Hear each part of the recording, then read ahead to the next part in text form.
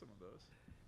Good afternoon or good evening, everyone. This is the Baltimore City Council Public Safety Committee. I am Councilman Brandon Scott, chair of the committee. I am joined tonight to my left by the vice chair of the committee, Ryan Dorsey from the 3rd District. To his left, Councilman Robert Stokes from the 12th District. Councilman Zeke Cohen from the 1st District, member of the committee. Councilman Isaac Jesse Scheifler from the 5th District, member of the committee. Councilwoman Sneed from the 13th District, member of the committee. And Baby Ray, Deputy Councilwoman from the 13th District, also a member of the committee. Councilman Leon Pinkett from the 7th District, member of the committee. Liam Davis from the Council President's staff. We're also joined by Richard Crummer's staff to the committee. We are here tonight to reconvene the hearing for City Council Resolution 17-0060R, multi-year coordinated comprehensive multi-agency violence reduction strategy. This resolution was introduced by myself and supported by all colleagues. Before we get started, Commissioner Tuggle, I know that you're going to be up first, and the council would appreciate, before you give your remarks about this, remarks about the unfortunate and unacceptable incident with the police officer that was caught on fire department dash cam. Sure. Good evening, Mr. Chairman, members. To your point about the incident concerning, the unfortunate incident concerning the police officer that essentially neglected their duty, it's very, very unfortunate. What's done is done. I can assure you that the police department, internal affairs, is looking into it, and then we will let that investigation play out. As it does, we'll take the appropriate action. Thank you. Mr. Commissioner, before you go any further, we are also joined tonight by Mr. Karan Banks, representing Mayor Pugh, Mrs. Karen Stokes, representing Mayor Pugh, Ms. Poetry Dale, representing Mayor Pugh. Okay, so, Mr. Chairman, members, I just wanted to drop by briefly and sort of give you my perspective on the relative success of VRI to date. The level of collaboration that we've had, that the police department has had with the other agencies, has gone a long way in the success in the 7, now soon to be 8 VRI zones. Just being able to sit at the same table every morning to talk about issues that we see, and then be able to rally those resources, the resources that you see behind me, to collectively address what are many quality of life issues in the community is hugely, hugely important. You know, that collaboration goes past that as well. It goes also toward the point of you know, the agencies that have supported the police department's initiatives with the Strategic Decision Support Center, ShotSpotter, and the sort of the padlock, even the padlock laws that we have. So I just wanted to drop by and let you know how critically important I think that high level and daily collaboration is. It's something that in my 34 years in law enforcement, I see as being a real asset to the city. Okay. Yes, sir. Colleagues, any questions for the commissioner before he leaves? Councilman Dorsey. Thank you, Mr. Chair. Mr. Commissioner, I requested some reports last week, some of the nature of what I was provided following the budget hearings, a monthly shift allocation for the 9 police districts, as well as the weekly shift schedules in each of the 9 districts. When can I expect to receive them? I have received a response from Jim Gillis saying that he would be working to get that to me, but it only took a couple of days the last time, and this should all be readily available information, but I haven't received that yet. I'll look into it. Can I expect to get that like before the end of the business day tomorrow? I don't know. I'd have to look into it to see where that request stands. Okay, and then also the status of the rest of the information that I've requested to account for the assignment whereabouts of the 1,725 officers, sergeants, and lieutenants that are budgeted in the position, you know, what the status is of all of the 1,725 positions in the patrol section of the budget for sergeants, officers, and lieutenants. What do you know the status of that? It looks like somebody has some answers on that. Excuse me? What do you know anything about the status About your request for Yeah, that that information? request. I don't know where that stands right now. Okay. Again, I'll look into it. And then also, before you go, do you know was announced last week that 115 officers were being returned to shift patrol, it That's sounded correct. like. How many of those officers are actually taking that assignment, and how many has any number of them already opted to retire or leave the department? To my knowledge, none has opted to retire, leave the department. We started that transition. I signed the order last Tuesday. We started the transition in on Thursday, and it would have been completed by yesterday. So as far as I know, nobody has retired or opted to leave the department. Was any number of those officers already on like medical, sick, or vacation leave or anything like that? Mr. Councilman, and I've said it before when I made the announcement, this is not a shell game. I'm not insinuating that it's a shell game. I'm just asking about whether or not these officers have actually moved. That's all. Yes, yes. Okay, thank you. Yep. Yeah, Mr. Commissioner, I don't think that the councilman was being that way, but in just his short time on the council, that has been the case multiple times. So you have to be very wary of the folks on this side of the table, because we get told all the time that people are getting put back in patrol, and we found out later that that wasn't the case. Councilman Scheifler. Yes, Commissioner. Can you elaborate a little bit on the strategy behind disbanding the DDU units? So one of the things that we recognized was that we needed to get officers somewhere to get them back to patrol. So with patrol being that priority, right, to get it staffed, to do a number of things that would, help to reduce overtime, help to reduce the workload on officers, and help raise morale by putting additional officers in patrol. What we did was we took that subject matter expertise that specifically relates to burglaries and ag assaults and moved that into the districts, and saying that approximately 11 sergeants that had or have subject matter expertise in those areas were moved to the districts so that they could supervise those types of investigations. So the patrol officer will take the original report, but now the patrol officer will also have the responsibility of following up on those reports and ensuring that the correct information's in there before it's reviewed by that sergeant with that burglary or ag assault experience. So each district is only going to have one sergeant who's going to oversee to make sure that these officers are doing that follow-up? Well, no. Every sergeant's got the responsibility of making sure that officers do the follow-up.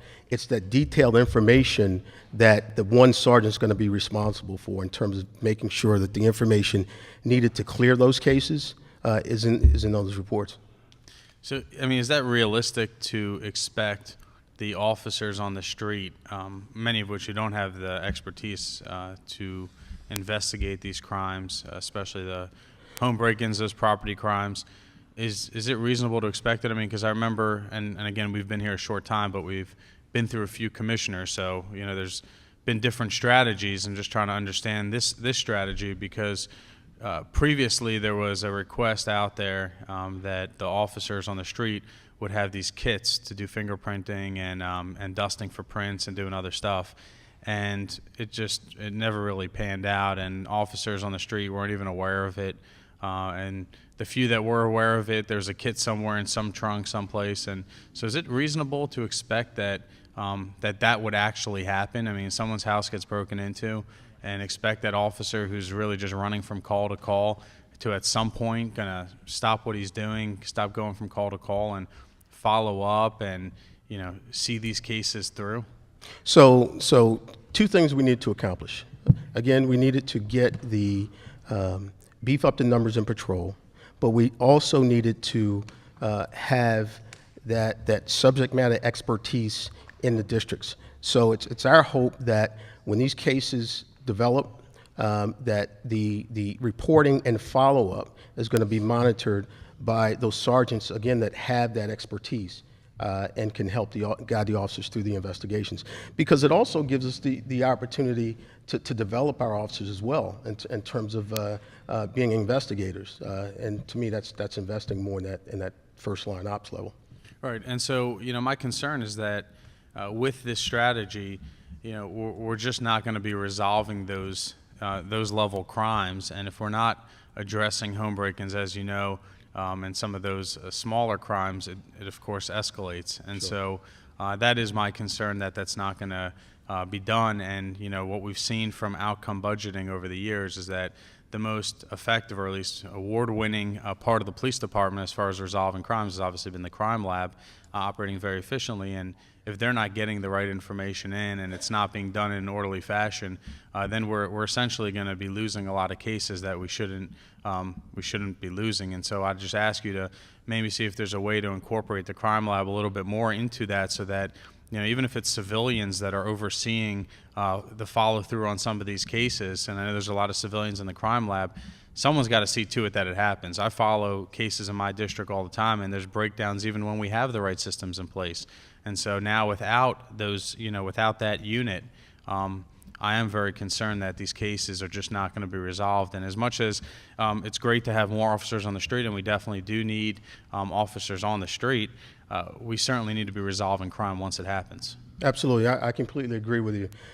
This is a case of opportunity cost, right? We had to put those officers in patrol so that daily they're functioning. But the thing that we aren't necessarily losing, but we had to readjust how we do business because we had to get those extra bodies out there. So again, the sergeants with that burglary and ag assault investigative experience are there to guide the younger officers. But I will certainly monitor it, and if I need to make adjustments, I will. I guarantee you. Thank you.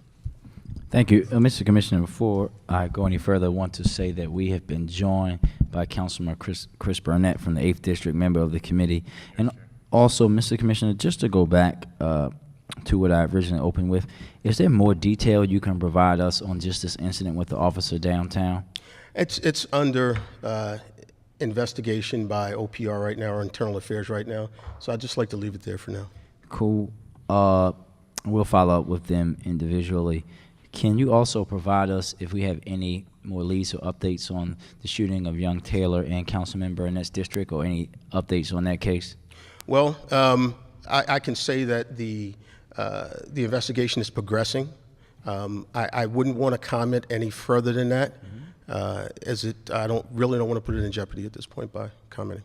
Thank you. And my last question, last week we were in the media again for an incident involving the officer that was involved in it, what we think is an assault out in front of War Memorial Plaza. And as you know, I was very concerned about the amount of time from the time this incident took place to the time that it was turned over to the state's attorney's office. So we know that this incident took place in July of 2016, but it wasn't turned over into the state's attorney's office till basically the end of year last year. To me, I think that that's unacceptable for an incident, especially since we know with the policies in place that would have to be reviewed by supervisors almost immediately. Can you talk about that lag time and what we're putting in place to make sure that those things don't happen moving forward? So specifically about the lag time, it's important to understand why it took the time that it did. First of all, we didn't even have a victim for quite a while. During the course of the normal body-worn camera review that we do, it was detected.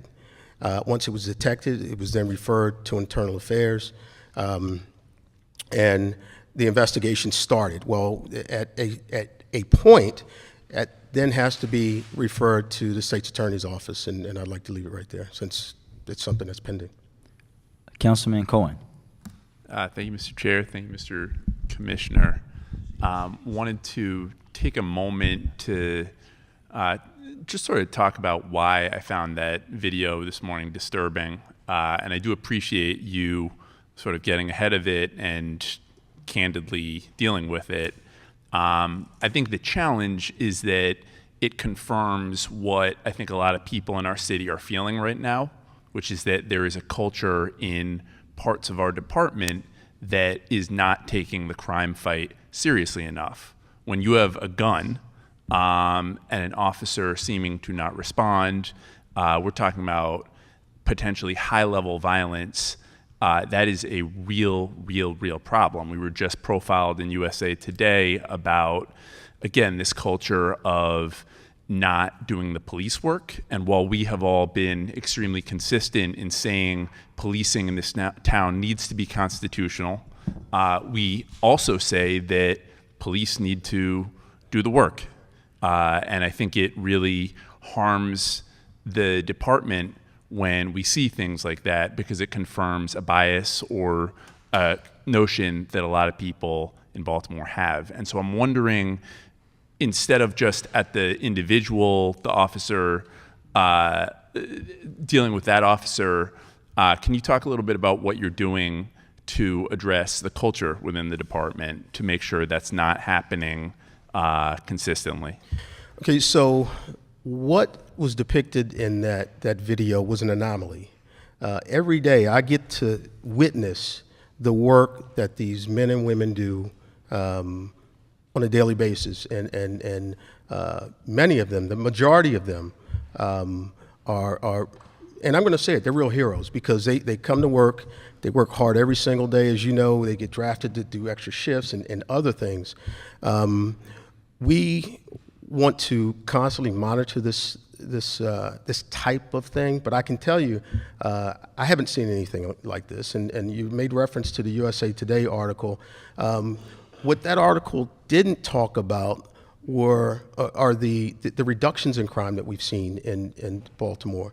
So to me, it was sort of a give and take. If you're going to talk about officers potentially not going out and doing their job, well, how would you see officers not doing their job or being engaged in the crime fight and yet have a reduction in crime? So that's something I think we really need to consider, and more specifically in terms of what I would plan to do if I saw it again.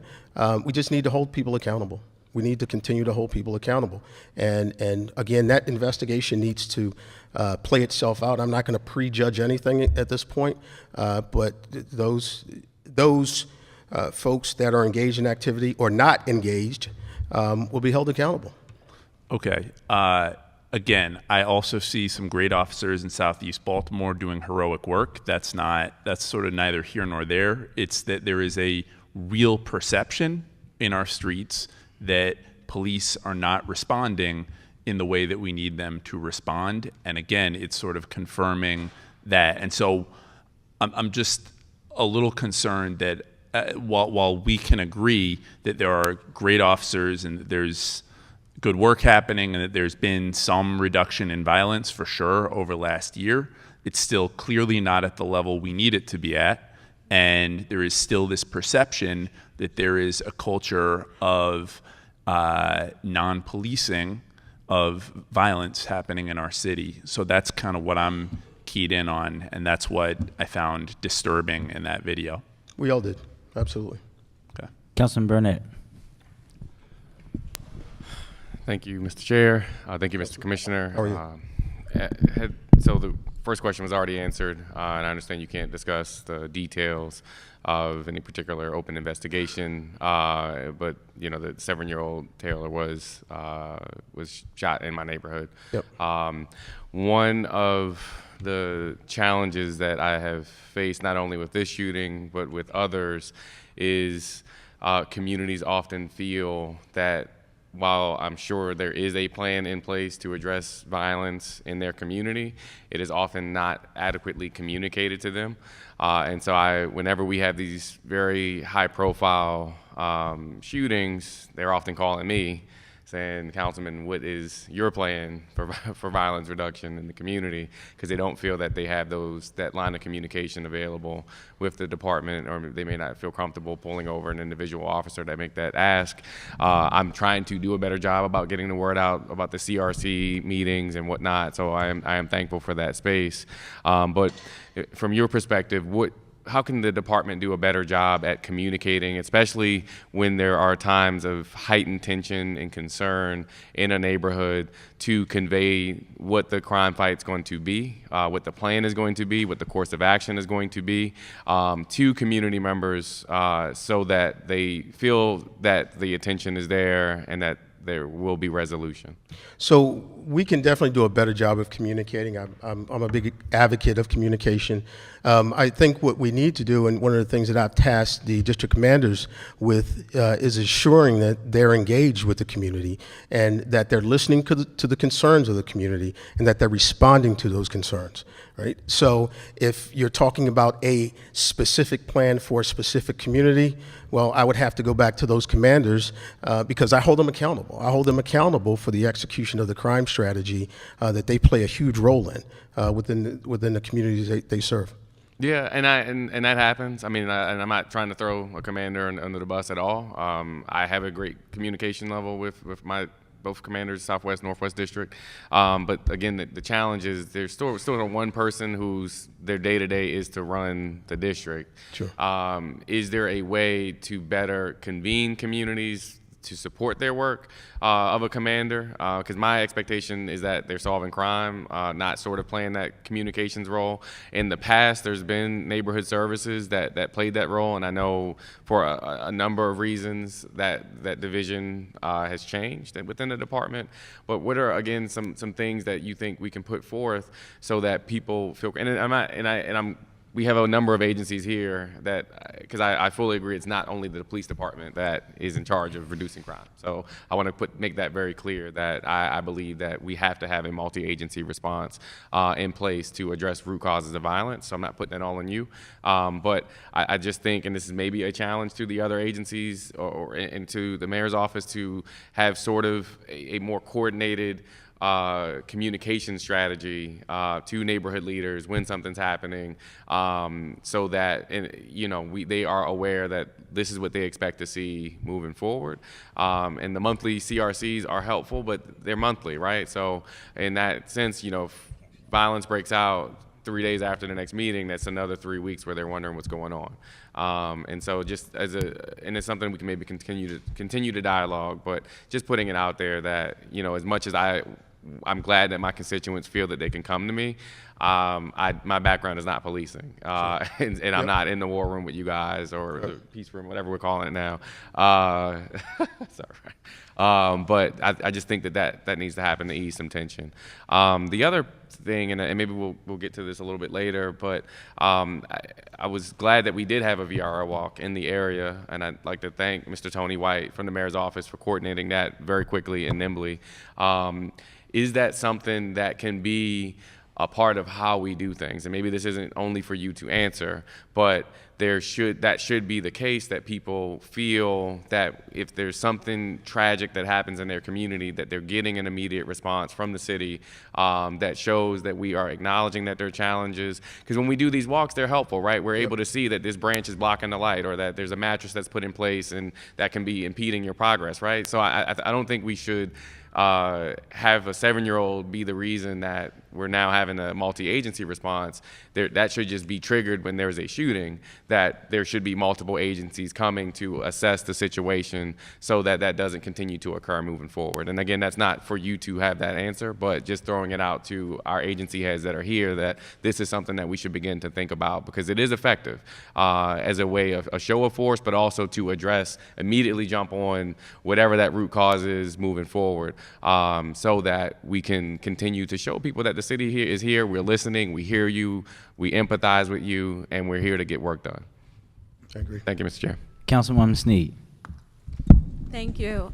We're working with your schedule now. I feel like Berea is the #1 community who has, and these are an older bunch of women and men who just want to kind of see your face as well, to talk about some of the things that have been going on there. I sent an email asking for you to just pick a date to come to the meeting so they can hear you and talk about the same things some of the council people have been asking the questions about. So I'm just putting it out in the open that please get back to us with a date, because we want to see you. Okay, when did you send it? Question. They have it.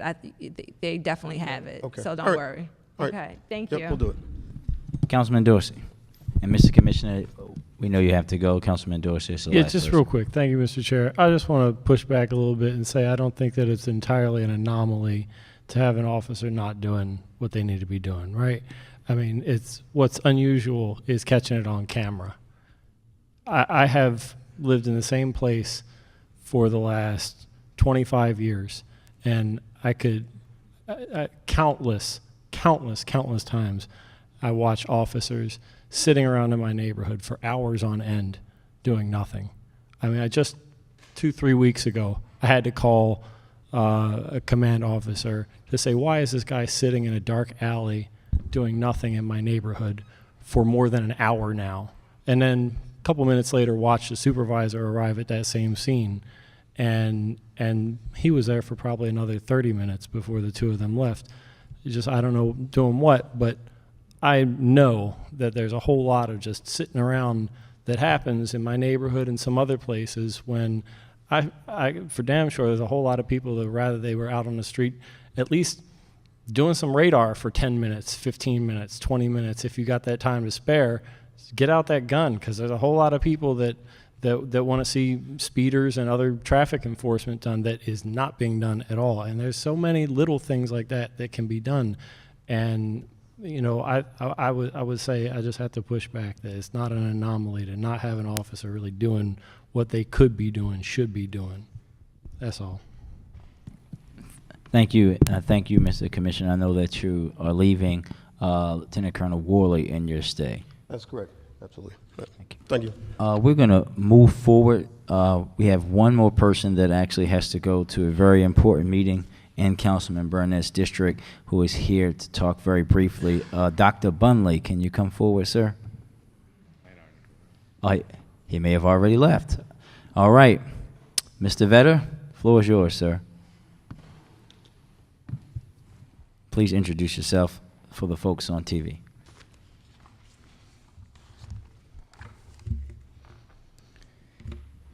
Good evening, Chairman Scott. My name is Drew Vetter. I am Director of the Mayor's Office of Criminal Justice for Mayor Catherine Pugh. I'm joined here by Tyrone Roper from Mayor's Office of Criminal Justice and Andrew Vaught as well. So I wanted to provide some updates on some of the things that we talked about during the last convening of the hearing in February. Mr. Vetter, hold on for one second. Could you step aside? Dr. Bunley, come forward, sir. Yes, sir. Just real briefly, because we know you had. No, I need to, in terms of the order, I want to go at least after them. No, the order is determined by me, sir. Come forward. We just want you to add. We know we have the meeting. Councilman Burnett reminded me of the meeting. We just want you to.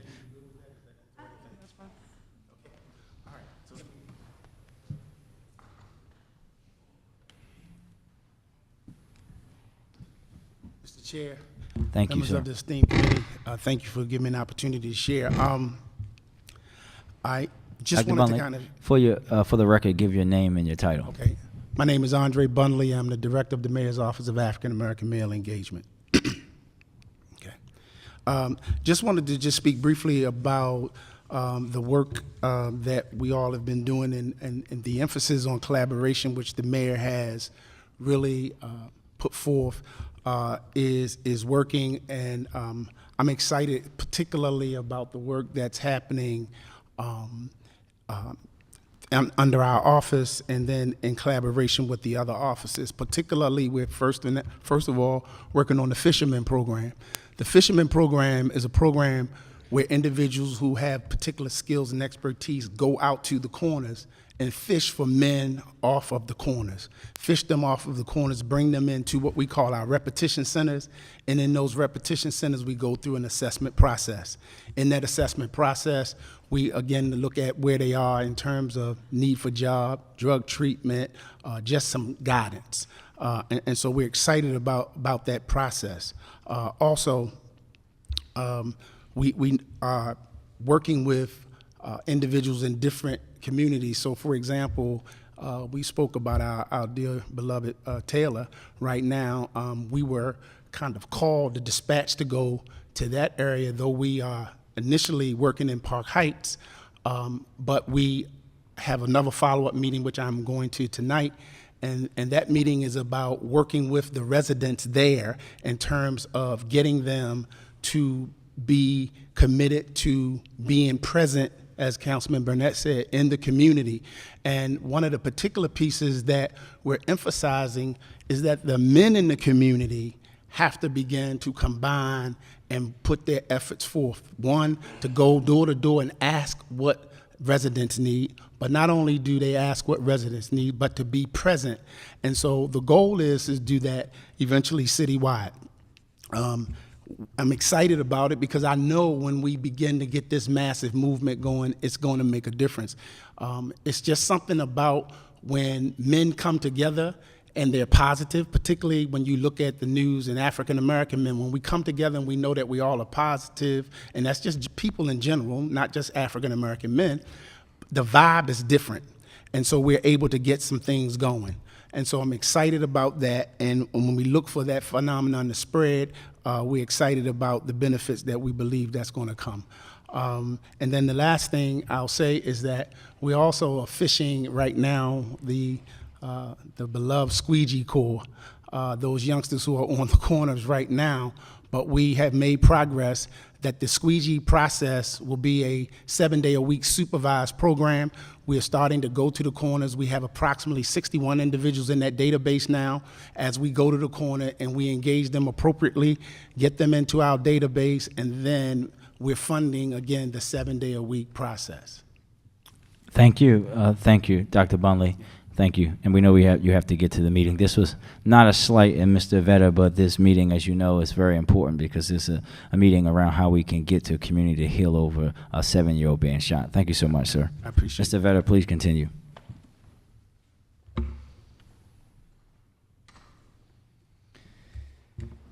So again, Drew Vedder, Mayor's Office of Criminal Justice. Just in terms of meeting topics for discussion, I just wanted to ask the committee's indulgence to allow me to speak to some of the efforts that are underway through the Mayor's Office of Criminal Justice that we spoke about back at the February convening of this meeting. My colleague Kendra Parlock will then discuss the Violence Reduction Initiative and some of the key performance indicators associated with that. And then we'll have a chance to hear from the agencies that are represented in the chamber today. So with Mayor's Office of Criminal Justice, we're organized around 4, I'd say, key areas. One of those areas is around the implementation and management of public safety programs and initiatives. 2, we regularly convene and coordinate with our public safety partner agencies, including other local, state, and federal agencies. We manage the City Watch budget, as you know, so we have a technology focus as well that has broadened beyond just CCTV cameras to include implementing things like the grant that we received from Bloomberg Philanthropies earlier this year, which helped us install ShotSpotter in 10 square miles throughout the city, which is now fully live and operational. And one of the other primary roles of the office is to pursue funding opportunities outside of Baltimore city government through local and state, or through primarily state and federal grant programs. We're just getting through a grants season, and we've submitted a number of applications that I wanted to quickly run through as well. In terms of the public safety programs that MOCJ is involved with leading, I wanted to discuss 2 of them in particular today. So we talked about Safe Streets and we talked about ROCA at the last convening. Last time we spoke and also at the budget hearing, we are in the planning phases of a Safe Streets expansion. We have released an RFP that included a list of eligible sites. An eligible site is any police post within the city that was in the top 25% for gun violence over the preceding 3-year period, and allowed community-based organizations to submit bids to operate those sites. So the RFP was posted, we've received responses, and we're currently in the process of vetting each of those applications with the goal of making the awards for 3 additional sites in the next several weeks. the plan is once those 3 additional sites are up and running, and it's going to take some time to get contracts done with the CBOs, to hire staff, to get the staff trained, to get the site fully operational. It's going to take probably a period of a few months. Once we're through that, we'll do another process to award another 3 sites, which will bring the program to a total of 10 sites, probably this fiscal year. We'll have that done. We just completed a last-minute effort to apply for grant funding for the program. So the council is probably aware that a bill passed in the General Assembly at the state level this legislative session, which mandated $3.5 million worth of funding for the program each year. However, the General Assembly doesn't have the authority to mandate funding for the current fiscal year, so that funding does not kick in until FY20. That said, there is a violence prevention fund, statewide violence prevention fund, that was also established by the General Assembly this legislative session, and the governor has elected to fund the violence intervention fund to the tune of $5 million. So the fund is specifically for evidence-based violence reduction programs. Safe Streets is a really good fit for the program criteria. So we'll be seeking as to cover as much of the FY19 expansion costs through that fund as possible, and we expect to hear about that sometime later this summer, probably. That said, regardless of the outcome of the grant application, we're committed to expanding the program however we can, including with the use of city resources. Just as a reminder, the budget for Safe Streets was increased in the city's budget this year as well. That allowed us to do things like provide critical support to our 4 existing sites.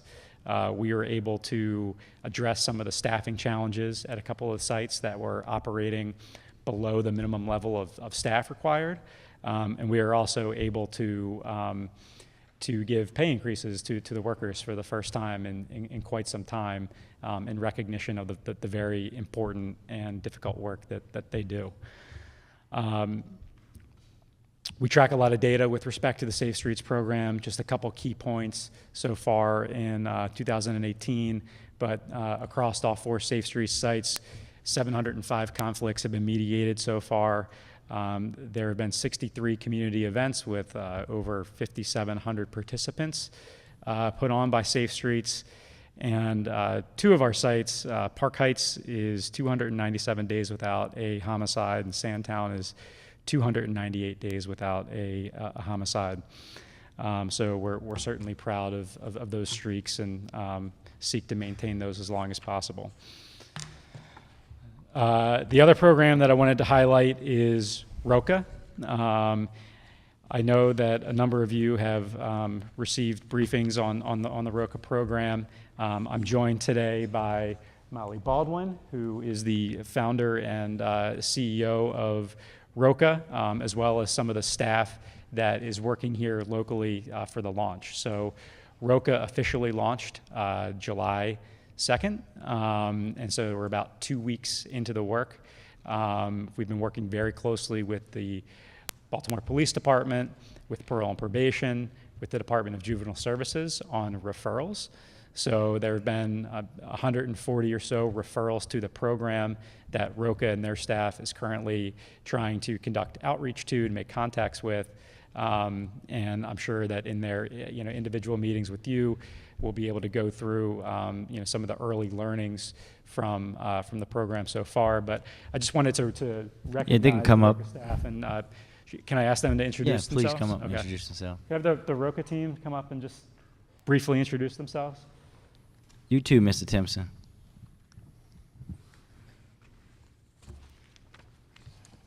Good evening. I'm Molly Baldwin, CEO and founder.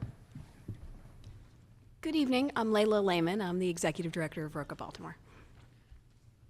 Good evening. I'm JT. I'm the Director of Youth Work and Crisis Intervention. Good evening. Curtis Palermo, Director of Program Operations and Employment. So I'm certain the team would be willing to answer any questions, but I also know that the team is also willing to meet outside of the hearings as well. Just in terms of where we go next with the city's partnership with the program, we're currently in the process of developing a set of long-term performance metrics that will be mutually agreed upon between the city and ROCA to monitor the performance of this program as we go forward, including outputs, short-term performance metrics, intermediate performance metrics, long-term, and that's going to track everything from the number of contacts, the percentage of people engaged in programming, a look at how individuals are making gains through life skills and employment skills, job placements through the transitional employment model, as well as permanent placements, as well as measuring all of the behavioral and life change components of the program as people progress. So that's there'll be a lot of data associated with the ROCA program to be able to take a look at how it's working in Baltimore. Thank you. I think that Mr. Vetter, knowing that they're meeting with most of the council members and they'll get around to all of them, I don't think we need to take questions from them today. Yes, sir. One of the other things that we've been doing with the Mayor's Office of Criminal Justice is we've been convening criminal justice partners on a regular basis. We've established a number of regular monthly meetings that have been going for a while now. We have a regular convening of juvenile justice involved agencies to include the school system, the agencies that are here, the state with the Department of Juvenile Services, Department of Social Services. We've been able to identify, in addition to building relationships, we've been able to identify a number of collaborations to work on. We submitted a grant application for a school-based intervention program in partnership with school police and school administration. And we are currently in the planning phases of establishing a proactive outreach program to juvenile shooting victims, their siblings, and their families. So more to come on that as we continue to develop that with all of our partners. Can I interrupt there for a second, Mr. Vetter? As you know, and I know that Mr. Timpson remembers, this is something that, for the benefit of my colleagues, that we had in the past. When an incident happened with a young person in the city, there was automatically like a triage situation started by MOCJ and other agencies, and I think that all of us have to use our influence to help Mr. Vetter get this program back up and running, because it's not just city agencies, and there's state agencies involved, and we know in the last few years the state agencies' willingness to help the city of Baltimore under Governor Hogan has been almost non-existent. One of the things that we're really trying to do with the office is link all of these programs together. So, you know, ROCA will be partnering closely with Safe Streets, and they're also partnering with, you know, parole and probation and the police department. We've reached out and talked to the ROCA team about assisting in that effort as well. So we also have a regular meeting that we have with the State's Department of Parole and Probation and the Sheriff's Office, Police Department, State's Attorney's Office to talk about, you know, we facilitated information sharing among those agencies and identified some areas for strategic coordination of activities around parole and probation, home visits, and warrant service, and things along those lines. And recently, we're a few months into this, we've been having regular meetings with the police department and the state's attorney's office around outcomes, around gun cases, the flow of cases through the system. You know, just an example of one of the things that's been talked about at those meetings. We look at outcomes of gun cases and try to identify opportunities for improvement. So we know through looking at outcome data that the most common reasons why gun cases are dismissed, you know, why nexus issues, Fourth Amendment issues, issues with witnesses, and then we discuss solutions to those problems. One of the things that we're currently working right now with our partners in the U.S. Attorney's Office and State's Attorney's Office, and this is an effort that is being led by Acting Commissioner Tuggle as well, is more trainings for officers as it relates to gun seizures. And, through tracking those outcomes, better training, we hope to see, the number of cases getting dismissed for those reasons go down. So those are the types of conversations that we're having during these collaborative meetings. On the public safety technology front, I mentioned ShotSpotter. So we now have 10 square miles of ShotSpotter operational in the city. We have 2 5-square-mile coverage areas, one in West Baltimore that actually touches numerous police districts. It covers virtually the entire western, but also significant portions of the central, of the southern, of the southwest, and a little bit of the northwest as well. Just in the western coverage area, we've received over 150 alerts since it launched in June. But some of the things that we're able to do is measure response times for those calls. So we've been very pleased to see that the police department is getting to these calls very quickly. The average response time for a ShotSpotter alert so far has been 3 minutes and 51 seconds, which compares very well to the police department's historical averages as well as national averages as it relates to response times for dischargings and in-progress crimes. We have over a dozen incidents where shell casings have been recovered from the scene of ShotSpotter alerts. So that allows us to enter those casings into evidence and link guns together. That's been good to see, and that is really where the police department's follow-up is critically important. We're emphasizing the need to respond to each alert, to get out of the car, engage witnesses, really survey the scene, try to find those casings so that they can be entered into evidence. The other thing that, and Lieutenant Colonel Worley can really speak to this as well, but one of the other great benefits of having ShotSpotter is just the data supplement that it's brought to the department in terms of deployment. So we've seen by comparing the average number of regular discharging calls for service and then looking at discharging calls for service, which include ShotSpotter alerts, since the launch of ShotSpotter, there's been a pretty dramatic increase in the number of incidents that we're responding to.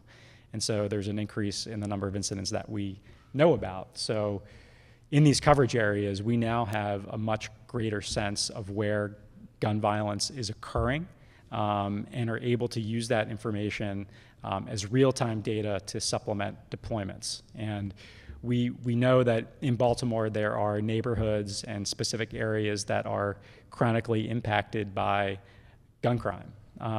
And we use that information to drive deployments and resources and staffing and things like that. But that's not necessarily real time. Even within those areas, violence tends to move around the city. And seeing where these alerts are going off and how they move around the city and cluster in a real-time basis gives a much more accurate, more precise look at how the police department needs to deploy. The technology is integrated directly into the strategic decision support centers in the eastern and western police districts, and that information is really being used to supplement deployment. It went live in the eastern coverage area just last week, so we're just a few days in. We already have more than a dozen alerts. We had an incident over the weekend with 28 rounds fired.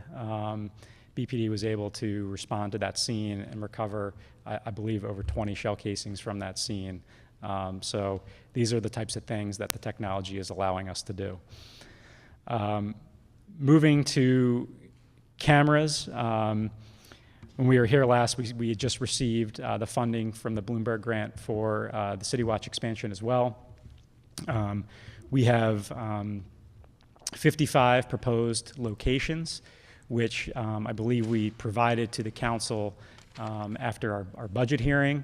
We're currently in the process of installing all of those coverage areas, but just to give a sense of the areas of the city that the Bloomberg cameras are going into, we're looking at neighborhoods like Penn North, Woodbrook, Poppleton, Harlem Park, Heritage Crossing, Franklin Square, Boyd Booth, Milton Montford, Middle East, Broadway East, and Oliver. And I think, we all know that some of those neighborhoods are some of our most challenging areas and have been blind spots as it relates to the city's camera network. So we now have the resources to address some of those areas. The first set of cameras should be coming online this week, knock on wood, and we'll be continuing to do that on a rolling basis throughout the rest of 2018. Just as an FYI, we just completed a large project as a result of funding from the local development council around the casino in South and Southwest Baltimore. There were 30-some cameras that just got installed in the Pigtown, Washington Village areas.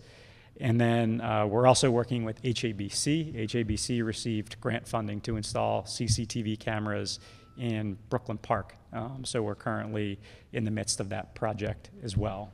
One other quick thing I'll mention on cameras, we're working with Comcast right now on a potential public-private partnership that will allow us to directly link in cameras that small businesses are using directly to the City Watch program, as well as partnering with them to further build out the city's CCTV network. So more details on that as it develops. We're still working through some of the legal issues and working through locations and logistics and things like that. But hopefully that will be an exciting announcement within the next month or so.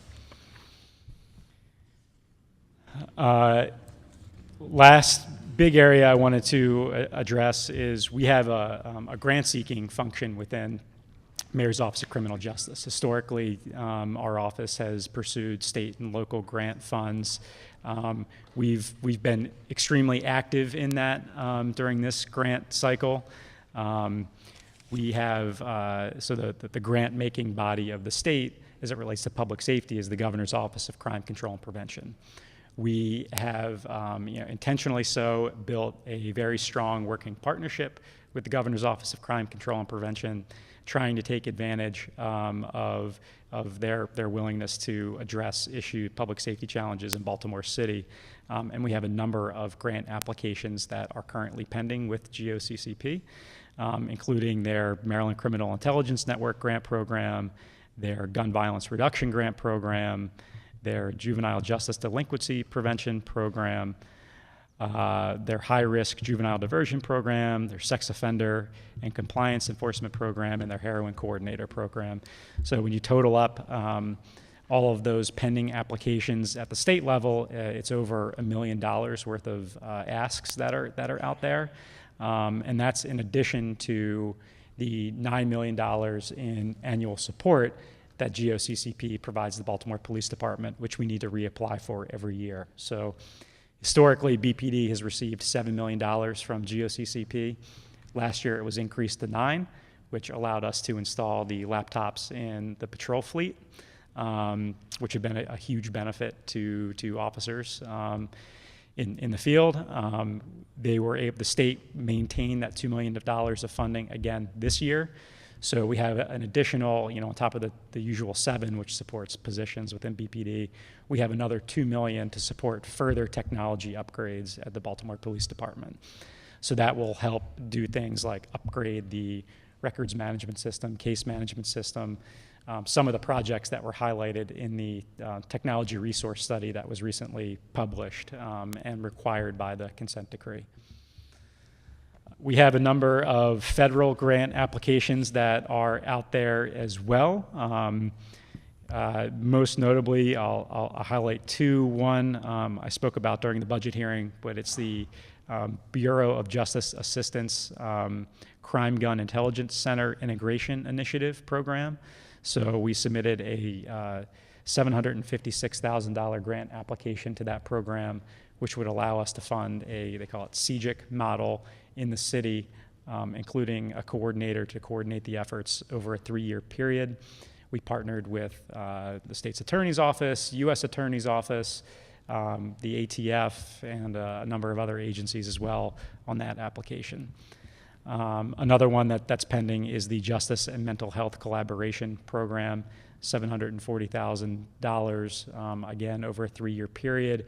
That would allow the Baltimore Police Department to expand its crisis response teams. So, as you know, the police department has a small pilot right now where police officers and mental health professionals are riding together and responding to calls for service where individuals are experiencing a mental health crisis. And there's a special emphasis and special training around de-escalation and connection to services and just responding to those calls in a different way, because we know for certain calls where someone's experiencing a mental health crisis, arresting them certainly isn't the right response. It's not what that individual needs.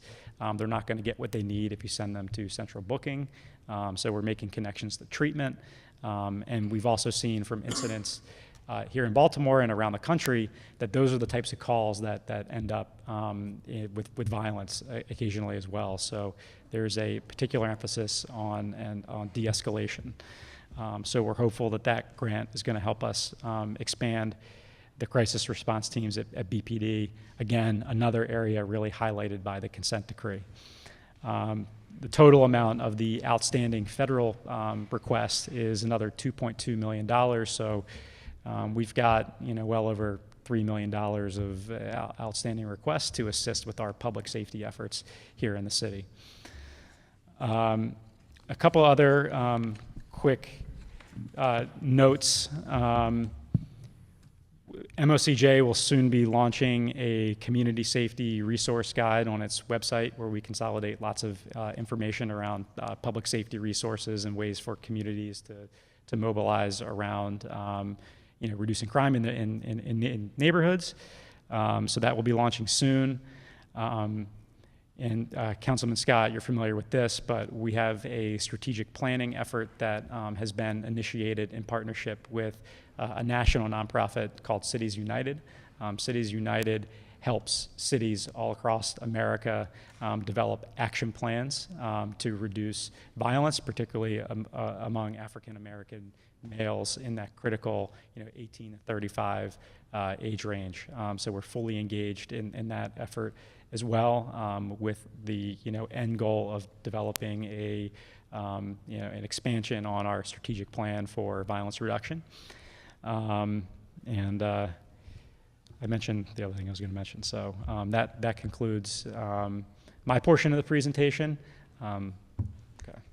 We're going to start with questions first. We can go by agency question for Mr. Vedder. Mr. Vedder, I want to start first. You talked about the meetings around the gun cases in the city and discussing with the state's attorneys and BPD why they've been dropped. Can you talk about the percentages of those, the reasons why, if you have them with you now? If not, you can provide them later. The reasons why cases have been dropped. So I don't have the numbers on me right now. It's something that I think that we can provide, but I can tell you that the most common reasons are the ones that I cited, which have to do with nexus issues, Fourth Amendment, search and seizure issues, as well as the state's attorney's office and the police department have lots of challenges around witness cooperation and getting witnesses to court and things along those lines. So by far, those are the top three categories, and that's what that's where the opportunity rests with these discussions. Thank you. And also, just to follow up, appreciate the numbers on Safe Streets, and we appreciate the work to expand that program. As you know, is something very important to the council. Just want to make sure we heard those correctly. So Park Heights is 297 days without a homicide, correct? So I think that's right. It was Park Heights 200 and Sandtown 297, Sandtown 298. Okay. And could you From my provide most recent report. the numbers for the other sites as well? Could you email those to us? Yep, I know we're 90 days without a homicide in Cherry Hill and 27 days without a homicide in McElderry Park. But we have a full report on incidents of gun violence within the Safe Streets zones. That's certainly a measure that we keep a close handle on. So we can certainly share that. Thank you. And then also a follow-up, if you could share to the committee the the locations of the cameras that are going to be put up, or even in a map form? I think that would be good. So this was one of the questions at the budget hearing as well. We provided a PDF document with locations for all of the Bloomberg Right. cameras. Oh yeah, I didn't know if that included these new ones that are not yet up. It included the Just the Bloomberg Bloomberg, right? cameras, I'm yeah. talking the 30, the extra, the South Baltimore Gateway ones are the ones. Oh, I'm speaking so of. it included that as well, Okay, as well great. as Just wanna make sure. HABC. Yep. And I know you can't give us the other ones yet because they're not up. Great, and I just want to also thank you again for the work of both on Gun Crime Intelligence Center and the Cities United work. You know, they're very important to me, but I think more importantly that they will help the city be safer, both in the immediate with the Gun Crime Intelligence Center and long term with Cities United. Councilman Cohen had a question. Thank you, Mr. Chair. Thank you, Drew. Again, appreciate the increase in support for safe streets. As my colleague said, huge priority for this council. However, I wanted to dig in a little bit on one of the challenges that I've heard come up with safe streets, which is, we use this cure violence approach. We mediate these conflicts. We ask people to, we say that violence is not normal, and it's effective. However, what I hear a lot from both the workers and also folks in the communities is, you ask me to put the gun down, but what am I supposed to pick up? So when we have people that are living in chronic poverty, who are housing unstable, to say the least, or homeless, to just say violence isn't normal, don't commit acts of violence, I think there's a limit to which that works. The beef can be averted, but then we're back to square one. And so I'm curious, in this transition between the health department and moving Safe Streets into MOCJ, is there a next step? What's sort of the longer term vision so that we're actually disrupting cycles of violence and poverty, and not just stopping individual beefs so that they can happen again later? So we agree 100% with that. That component of the program absolutely needs to be there. In fact, it's part of the cure violence model, right, for those supports and those resources to be there. The current Safe Streets sites, the workers there, like the staff, are pretty skilled in making those connections and building community partnerships. We want to be as supportive of that work as possible. The number one thing we hear about is jobs, and so we actually have a MOCJ staff member now specifically dedicated to kind of being a liaison to the sites and making connections to jobs programs and jobs opportunities. So we really want to be very deliberate and intentional about building that component of the program up, and like you said, that's a huge priority during this transition. I'll say this was really highlighted in the language of the RFP that we released for new sites. We ask all of the respondents to speak to their community partnerships, to speak to the CBOs, the community-based organizations, ability to make those types of connections. We ask them to speak to how how the CBOs will provide support to the Safe Streets staff themselves, who work under difficult conditions and are exposed to lots of violence and experience lots of trauma. We ask the CBOs to speak to that, and so all of those will be points upon which we evaluate these proposals that we're currently considering. And so that's absolutely critical to the program, part of the model. We've looked at cities that are doing cure violence really well. New York in particular, they have more resources than we do, but they have really built a whole crisis response component around each of their Safe Streets sites, and that's what we're seeking to replicate. And I asked Tyrone Roper, who is heading within MOCJ, our Office of Community Safety and Engagement, which includes the day-to-day management of safe streets. And these are questions that he's been thinking about a lot as well. And I just wanted to offer Tyrone the chance to add additional perspective to my response. Certainly.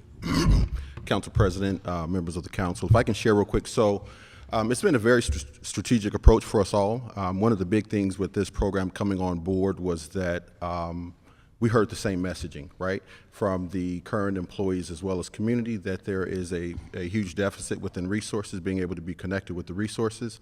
So we've partnered with Family League. Family League is a partner in ensuring that we get adequate training and support around resources. That was one of the major deficits that I've heard from sites. While there was the hope that resources would be connected with sites, it happened in a very small scale. So we have a Baltimore fellow getting ready to come on board. Part of the charge of this fellow will be to do a evaluation and analysis of community resources, what's currently existing within communities and what's not currently being tapped into by Safe Streets. So the fellow will be come on doing this analysis, and then from there, there's a much larger grant that we will be pursuing around ensuring that there is a robust set of resources.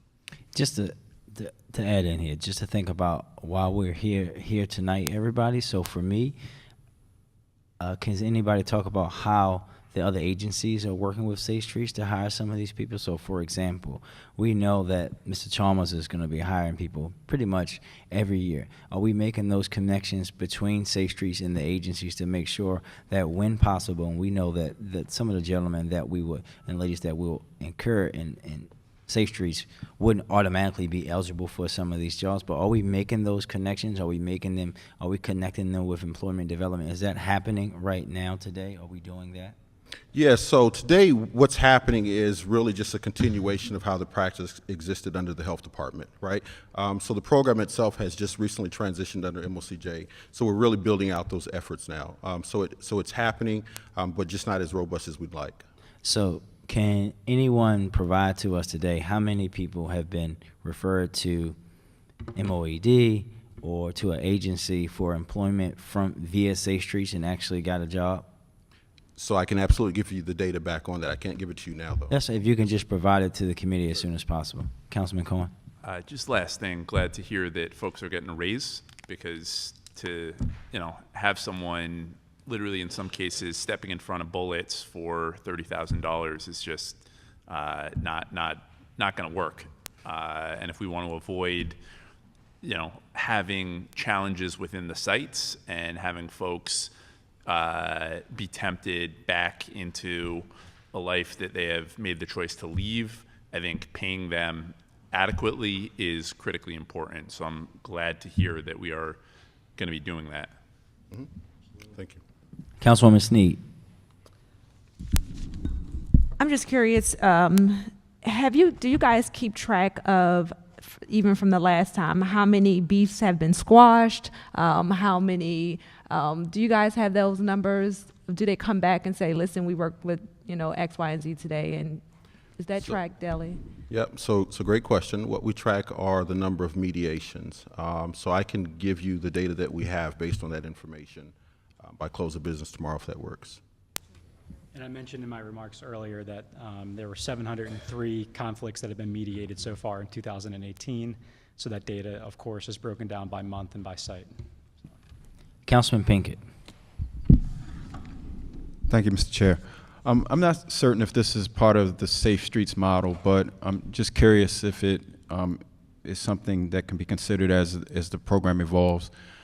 Is there a component that actually equips those who are being engaged to be mediators of their own conflict? Because at some point, the Safe Street interrupter might not be there, and if this program simply relies on them engaging and interacting, then it drastically limits how broad and how impactful this program can be. So we've got to transition to where we are equipping those who we're engaging to actually mediate and be mediators. Yeah. So I remember when you initially mentioned that, and that's one thing that I held on to as well. So that is something that we plan on measuring, is the number of community folks that are actually helping out and being able to support this work. providing the mediation. So I can also say this very absolutely, that it's happened previously, right? So Safe Streets has always engaged individuals in the community, provided mediation, supports, and building them up as well. It just hasn't been measured, Okay. right? So what you're asking for is a data point so we can really build out and show you what that looks like as far as individuals in the community that are providing mediation. Yeah, thank you. Thank you. Any more questions for Mr. Vedder? Thank you. Ms. Barlott?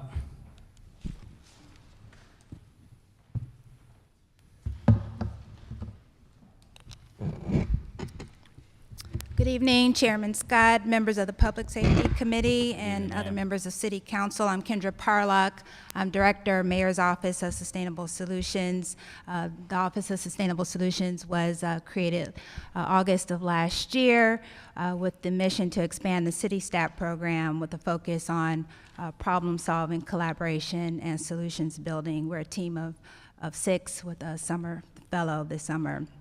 And Moss is tasked with facilitating the performance measurement of the Mayor's Violence Reduction Initiative. The VRI is transforming Baltimore City government through multi-agency collaboration with improved coordination and communication. It's really like city government on steroids with 21 agencies coming together to do what they do best to improve public safety. The initiative harnesses the full resources of the city to target specific problems impacting neighborhoods, local businesses, and residents. We're working to reduce the prospect that these problems will give rise to violent acts. The VRI operates on the vision and belief that crime will be prevented and contained not only by the efforts of law enforcement, but also by the physical conditions in the community, its health, employment opportunities, recreational outlets, and resident involvement. The major focus of the VRI is to improve the ways we serve communities that are disproportionately high in violent crime. The VRI is 21 agencies and departments that work together collaboratively around the clock. Our key indicator of performance is a reduction in homicides and non-fatal shootings, for which we've established a reduction target of 15%. Today I want to report that we've seen a reduction in that combined number of homicides and shootings in the 7 targeted VRI areas of 30%, and that's a reduction over the same time period last year. The VRI strategic priorities include problematic vacant business buildings. We focus on inadequate lighting, we focus on the need for expanded youth programming and employment outreach. We focus on homelessness, we focus on trash removal, we focus on timely delivery of public services to neighborhoods that have been historically underserved. So we have 4 strategic areas. There are 1, environmental condition. Our prioritization of service requests allow for the improvement of the physical environment of these VRI zones. A second strategic area is coordinated outreach. We've expanded the presence of government and outreach to individuals in need and support. The third area is priority business outreach. We take a coordinated and proactive approach to priority locations identified by the police department and the community. And the fourth priority area is community engagement. We engage community partners and help them take advantage of the resources of the city. The overall strategy has 4 tactics, and that's also 4. That's collaboration and relationship building. The Baltimore Police Department and MOSS, we facilitate an 8 a.m. in-person briefing and 4 o'clock p.m. conference call each day. These meetings enable problem solving. They've established ongoing communication between stakeholders, and they maintain a constant and daily focus on the initiative. Because all the agencies are engaged in the initiative and attend daily briefings, the typical silos of city services have been broken down, and we've been able to coordinate interdependent processes more efficiently than ever before. The prioritization of geographic areas is another tactic. And the VRI is currently focused on 7 target zones within the city to prioritize city services as well as police enforcement activities. The zones were selected through data analysis and were designed to encompass areas of the city most in need and disproportionately high in violent crime. Third tactic is rapid deployment of resources. So we have a cycle of inspections, operations, and follow-ups that has been successful in rapidly identifying and addressing issues within the zones. Agencies have prioritized operations to focus on the VRI zones based on input daily by BPD and bring all the resources available. And then the fourth tactic being performance measurement. MOSS has developed data collection tools and processes to track accomplishments and performance. This initiative also gives us opportunity to better understand data collection systems across the agencies towards streamlining that process. In terms of the performance of the VRI, I'd like to take some time and share with you the performance indicators, our metrics, and our performance to date. The key performance indicator of the VRI is the reduction in the combined number of homicides and shootings. Again, every act of violence is one too many. We have established targets based on the initial performance of the VRI, and that's the 15% I've mentioned. Currently, homicides and shootings are down 30% when comparing weeks 6 through 27 in 2018 to the same weeks in 2017. Our VRI performance measures and targets by strategic area. I'll go area by area. So the first being environmental condition. The goal of our VRI environmental condition strategy is to improve service delivery. And with that, we are monitoring performance related to 10 service requests that we feel are most closely aligned with public safety, monitoring the time to close for those service requests. And so those targets were established based on looking at the data for those targeted areas prior to the VRI intervention, and then looking weekly at how we're doing. So where we are today for 5 of those service requests, we are performing significantly below the average time to close that we established as a target. There are several that are within solid waste that we are managing with the increase in volume, but we're still maintaining performance below our initial target. So we're at about 4 days total for those service requests, along with seeing increasing volumes going up for requests for service. We have a longer-term strategic goal in this area of environmental condition to reduce the number of the frequency of service requests, repeat locations.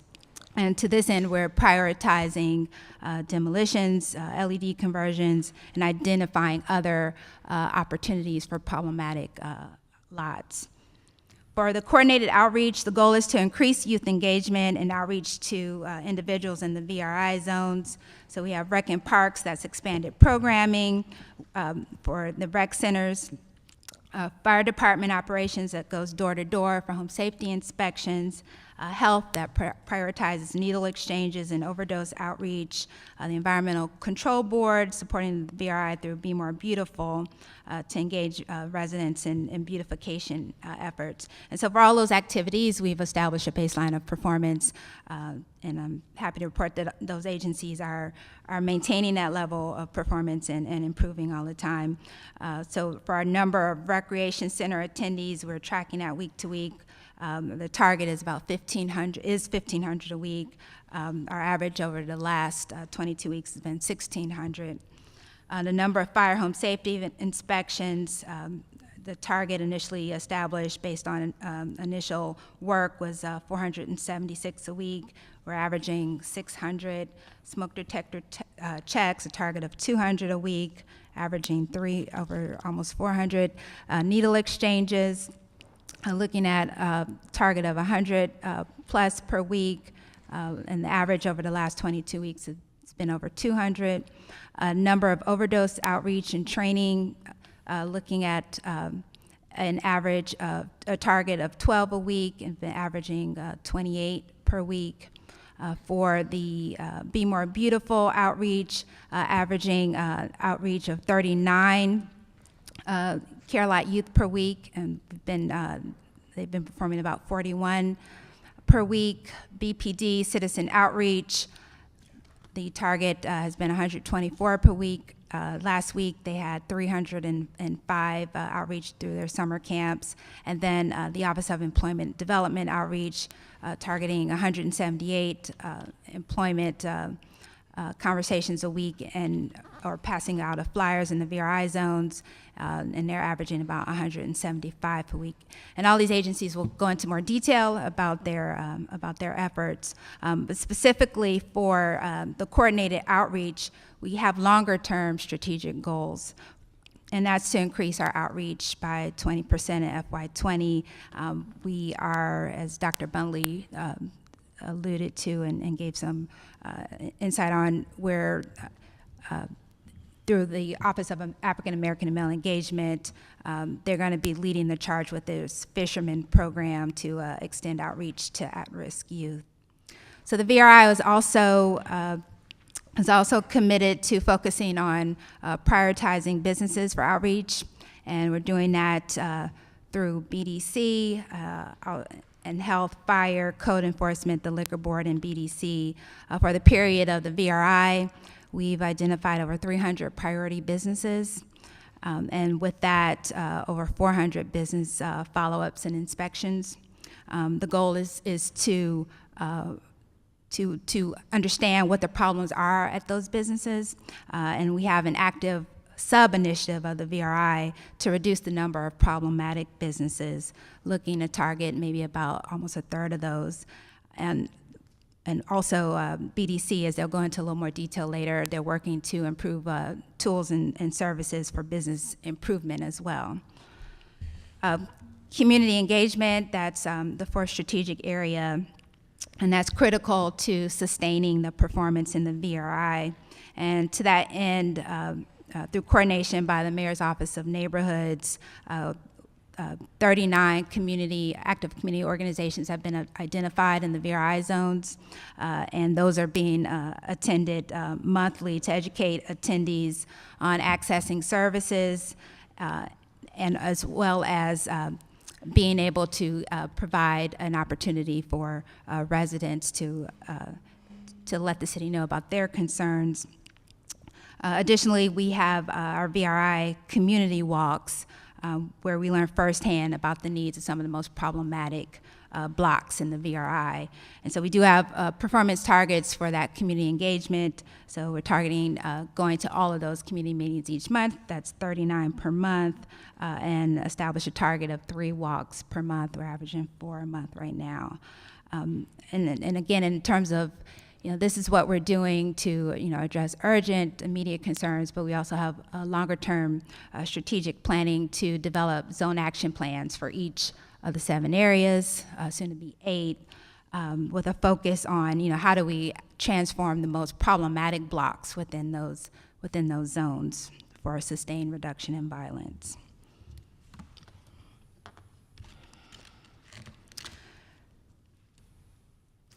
So I would like to turn it over to the agencies, or I could take questions now. Is that what? Yep, we'll take questions for you first, Okay. and then we can turn it over to the agency. So I'll begin, and thank you, ma'am, and thank you for targets. We know that the last time you guys were here, we were very upset that we didn't have direct target numbers, but just to dig a little deeper into that. So you said that the reduction in non-fatal target is a combined 15%, but we're beating that by being a reduction by 30%, correct? That's right. So my question to you is that true across the board for each zone? But also, have we thought about actually having it be a target reduction for each of the zones, right? So if we have VRIs as a total are minus 30%, we all think that's a great thing. But if some are above that, or plus 5 or plus 10 or plus 7, can you tell us VRI zone by VRI zone where they are? And then also, instead of, for example, we don't monitor or hold BPD accountable for combined homicides and shootings in general, can we also talk about why we're not just saying we're going to have a target for reduction in non-fatal shootings in VRI and a separate one for homicides and not combine them? Sure. So yeah, there's many ways we can look at the data and establish measures, and we are looking at all of that crime data, and we're looking at it by VRI zone. So while yes, we're at 30% as an aggregate for the 7, there are 2 zones that are performing where there's actually been an increase in that combined number of homicides and non-fatal shootings. So yes, we are looking. Lieutenant Colonel Worley is also going to go into more detail about the targets by zone. I would say for the performance metrics, we're trying to get to a place where we could have those public-facing measures to inform the city council as well as all of Baltimore City. So we looked at some metrics that would be a little simpler to understand, but we're looking at data and measures for internal performance management that are beyond this. I think that especially those of us on the council, we're quite capable of Yes, sir. Yeah. understanding the internal performance measures, especially when you think about someone like myself who spent a good time working in the mayor's office and mayor's office of criminal justice, working to oversee things that happen on a public safety standpoint. Also, can you go a little bit more into detail about the targets for the other agencies? For example, you talked about the reduction in response time. Is there a percentage reduction, let's just say, for Mr. Chalmers' cleaning crew? So if, they were in the VRI zone, they were responding in 5 days last year, it's a target for them to get out there in 2 days this year. And are they meeting in that? And also, is there a percentage reduction for them as well? So it wasn't based on a percentage. It was based on performance for the first 3 months of the initiative, and also looking at, so with all of our service requests, we have a service level agreement, so looking obviously to be below what we commit to in 311, but then also driving, we want to be even better in these areas. So those targets were established based on previous performance of the agencies in the VRI. So not a percent reduction, but go ahead. Yeah. So just, do you know what the target is for DPW? Yes, right. So, and I'll share all this with you later tonight or tomorrow. So for solid waste boarding, the target time to close is 3.8 days. Dirty alley, 2.7. Dirty street, 2.6. Yes, for solid waste. And are they meeting these goals? Do you, Mr. Chalmers, hold on for 1 second. Got to use the mic. So no. You got to come to the podium. We can wait, Mr. Chalmers. We can get to that when we come to you. Okay. And then just Ms. Parlock, because we have a similar question for the rest of the agencies, for DOT as well. And in particular, I'm interested in rec and parks, because I want to see, and it's the same thing as with the police department, right? I don't want to talk about it as a whole. I want to see how each individual VRI is doing. So, for example, let's just say the Bella Edison VRI, I want to see how that is going to play with rec and parks, because with, the rec center that is being open, Rita Church, being a good bit of ways away from the VRI and Bella Edison, are we tracking to see if those children who are coming to the late hours at the rec center are even coming from the VRI? Those are the kind of things I want to know to make sure. While to me, if it's open and kids go in there, I think that's great. But if the children aren't coming from the target area, I think that shows to us that we have to figure out other things to do. And I know we've been working with the schools in the areas to try to get some programming there as well.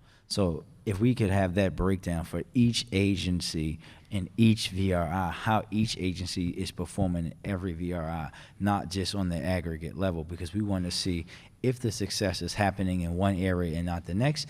And also, when you think about these things, it's hard to, in these areas, it's hard for us to look at them as a complete thing when you know that one area, for example, the Bella Ellison one has like almost 30,000 people living in it, and then others are not as dense with population. We have to think about that and consider that as well when we think about these services and what that means to those neighbors. So if we can just have that for every agency, I think that will provide the council a better opportunity to look at the numbers and understand them relative to each neighborhood and how each citizen that live in those areas would see them.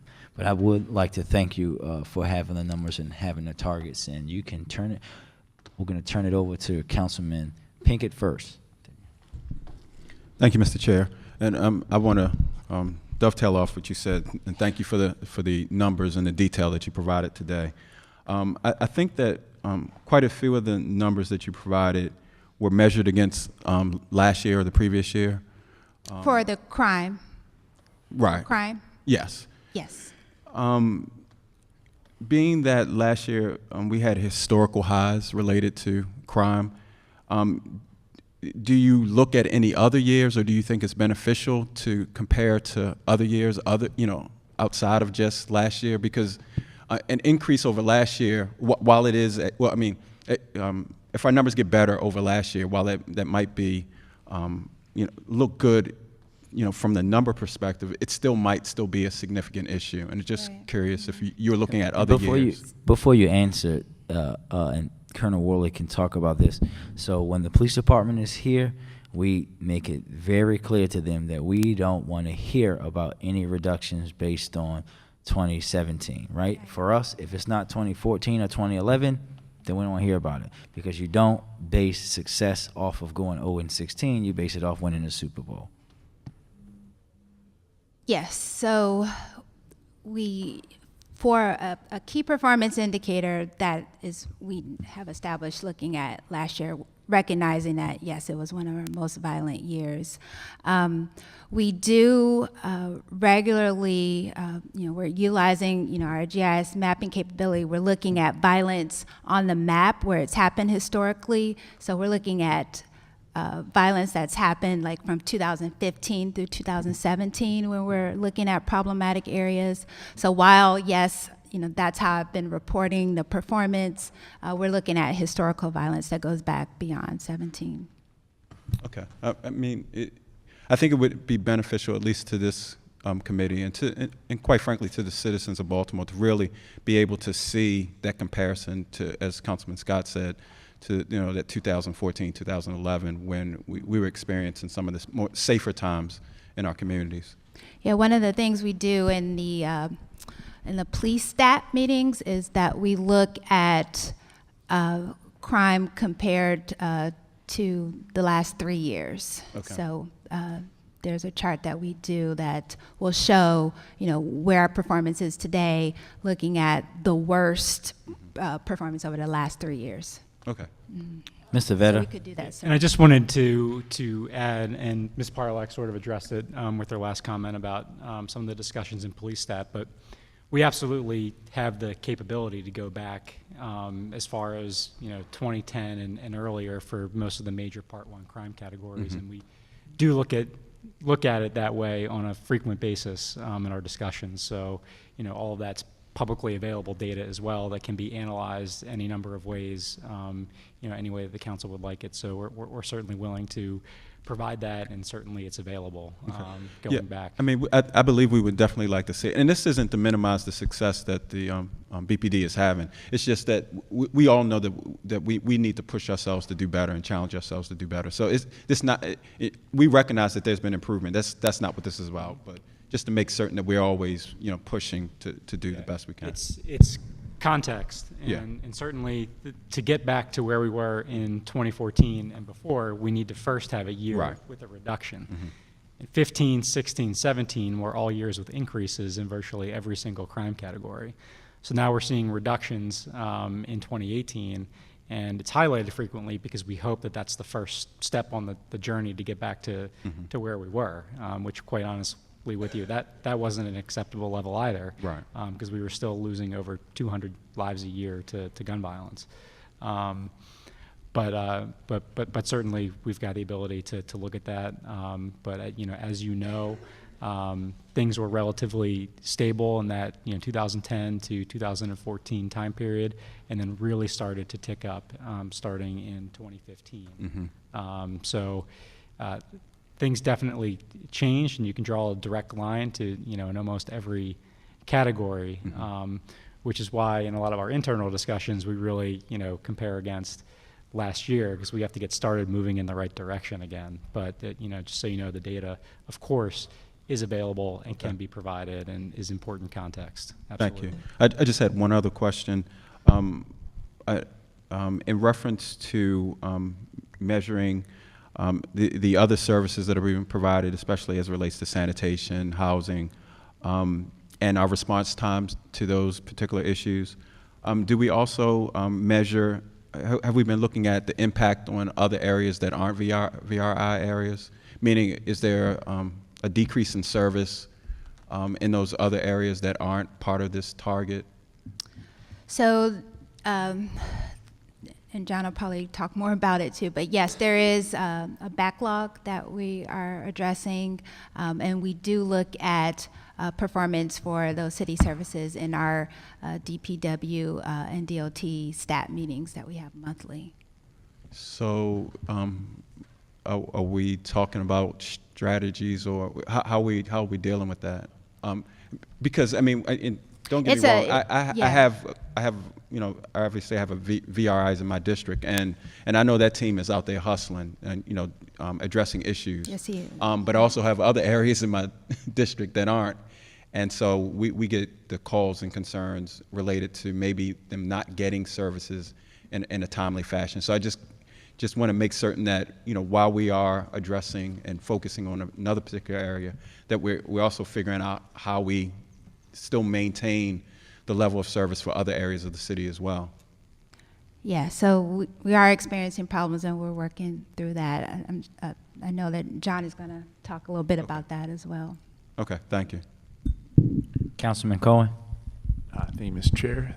Thank you for being here and for your report. Why isn't all this online and public? I mean, I think citizens are looking for a high level of transparency from their government, and while we're encouraged to hear of the better trends, it doesn't necessarily translate out in the communities that we serve. I don't know that folks are keyed in. When I go to the Open Baltimore website, it's sort of a bad Google spreadsheet. When you click on city government there's like a bunch of Google results of city employee salary data. So why aren't we sharing all this like open, accessible to the public, transparent? It feels like there's a real gap in just our communications here. Well, specifically for the VRI, I have not shared data publicly. Up until now, I'm prepared to start sharing these reports publicly. As far as the overall open data for Baltimore, we now have a chief data officer, where we didn't have someone in that position before, that's working to clean that up, as well as we just had an RFI where we're looking at some other tools to manage that. Okay, yeah, I just think citizens would really appreciate their city producing some numbers, just a sense that we care enough about our citizens that we're communicating out what it is that we're doing, be it the VRI zones, be it the open data portal that, in my mind, has not been adequately maintained. I just think it's really important, because I hear all the time about this question around transparency and what the public has access to. Yeah, and it's a mission and a goal for the Office of Sustainable Solutions to have public-facing dashboards. So for the stat meetings that we are currently engaged in with Police Stat, we are reporting out on the MOSS website data analysis from those meetings. We'll be looking to share performance measures for our DOT and DPW stat meetings as well on the MOSS website. And Councilman, we can Actually, we'll follow up with BPD about producing something for VRI to just add to Open Baltimore, because all the other statistics is there, they're just not broken down by VRI. Councilwoman Sneed. Thank you. So I'm curious because I feel like a lot of things are just repeat the same people doing the same thing. So I'm wondering, how many times is it repeat offenders doing this? And what is our strategy as far as letting folks know? What's the communication piece? I'm just curious about our main streets. Are we going into the store to let them know you are in the VRI zone? So we expect A, B, and C, and D. If you don't follow the rules for A, B, and C, and D, then you get X, Y, and Z, I guess. Do we have that? Because so your question about the problematic businesses, yes. So that is a priority focus area for the VRI, where daily BPD, as well as from community input, we've identified businesses. So how many of them are repeat? How many? We have that information. There are a lot. Yeah. Okay, so you have that. But I can follow up with you. Yes, I'm curious for that information. But I'm sorry, I didn't want to cut you off. No, go ahead. But to your point, that's why we have a sub initiative right now going on what we're calling priority businesses. So yes, we are identifying businesses that are identified by BPD and the community for various reasons. We need to understand what's actually going on there. Right now we are following up on those complaints. We have our social club task force going out. They're inspected. Violations are issued. But we need to understand the problems that are actually happening and develop a plan to help turn these businesses around. Right. So one, I would like the numbers to see how many are repeat offenders. The number two thing is I would like to see the communications of what you guys are giving out when you're talking to these businesses. Like, what's your initial, hey, partner, this is what I need from you? I would like to see that marketing material if you have something to let them know that they are part of the VRI zone. Okay. So maybe we could follow up later to get some more clarification.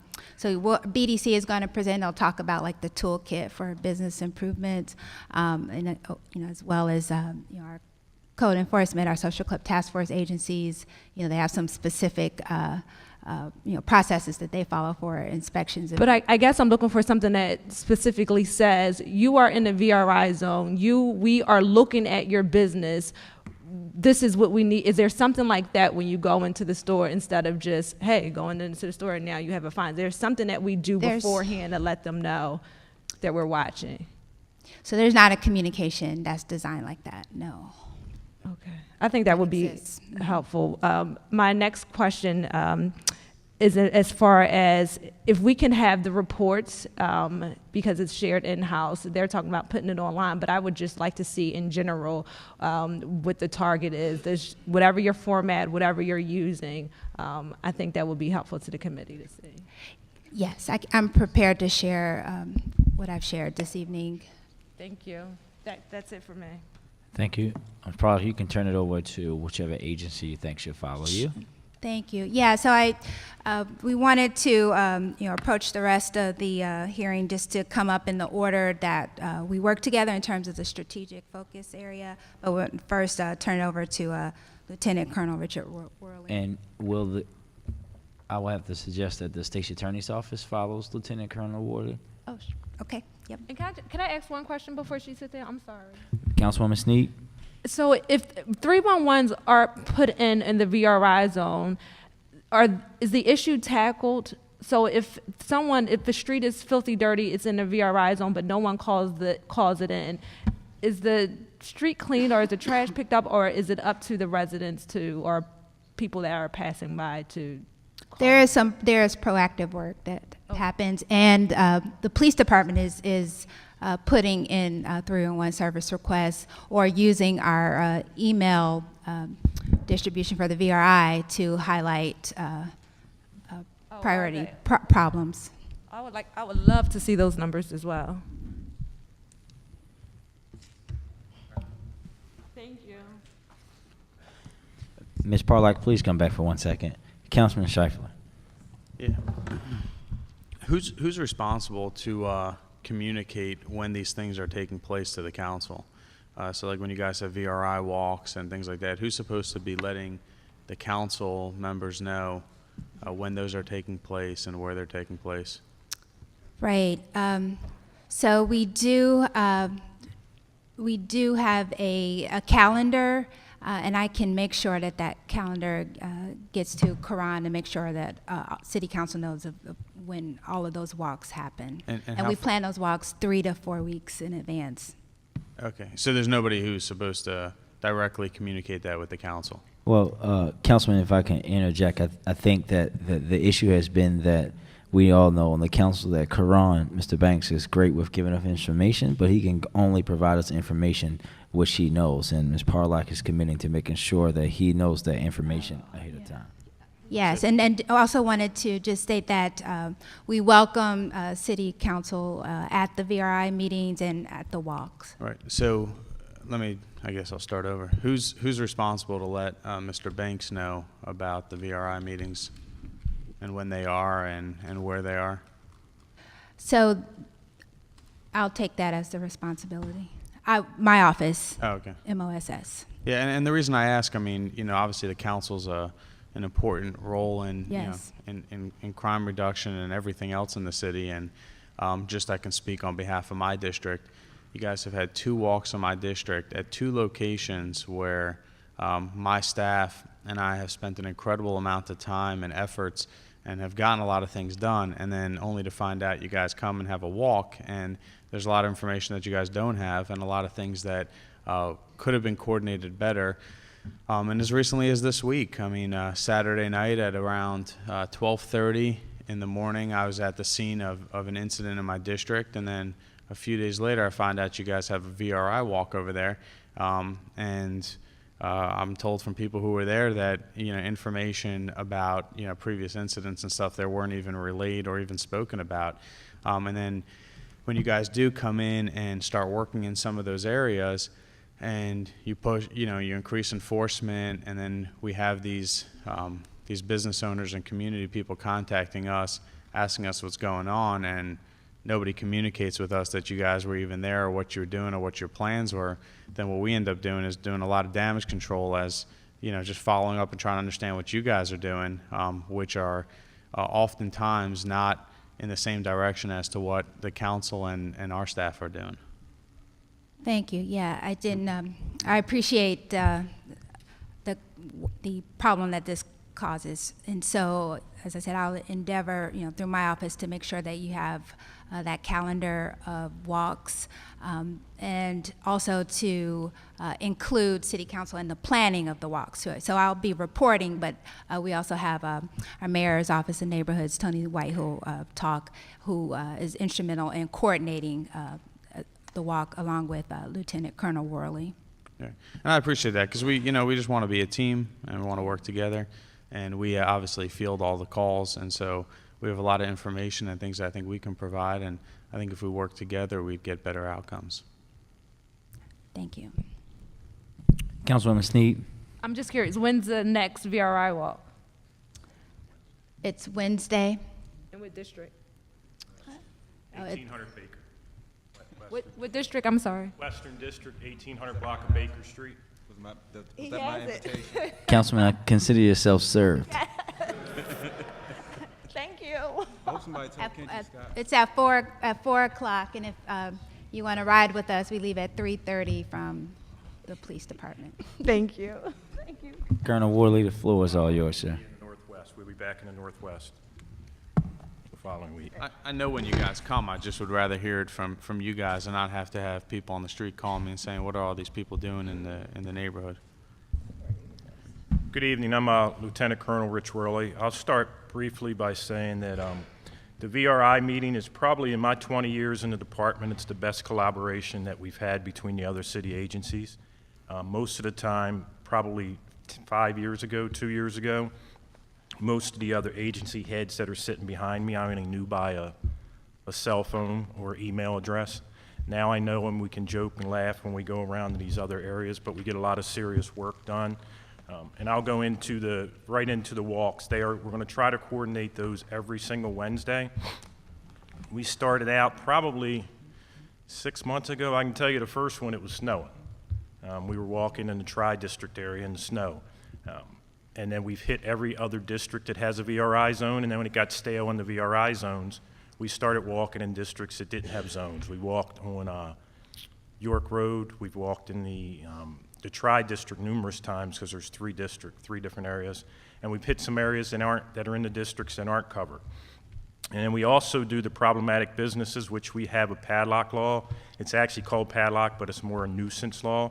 And Councilwoman Sneed, to your question, when we start that, the worst of the worst businesses, they get basically the visit from the district commander. Tells them, hey, you are on our list of businesses who's drawn attention in a negative way.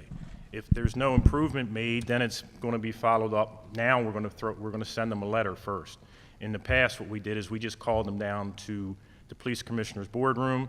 I led a meeting along with housing and several other agencies, and we would tell them, this is what we need you to do to improve. If you don't improve, we're going to shut you down.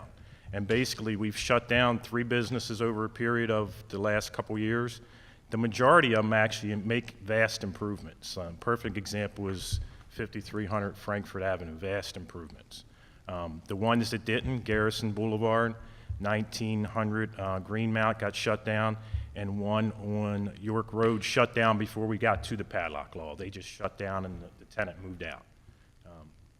And we have late night business laws that we go into, which we can use that to leverage the businesses. If they want the late night business, we can put stipulations on it. Case in point, the 7-Eleven at Bel Air and Nicholas. They got denied a late night business, so they came in and appealed, and we said, well, if you do this, this, and this, we'll sign off on the late night business and we can monitor it. And we had a great meeting with them. I know them from my days in the Northeast, and that's turned out pretty well so far. And then I can get into the crime numbers for each zone. Our goal is a 15% reduction across the board to every single crime category. And if you just really quickly look at homicides, 15% reduction in homicide puts us at 290 homicides. And everybody knows the magic number is this year is 300, and the next year and the year after that it'll be down to 200.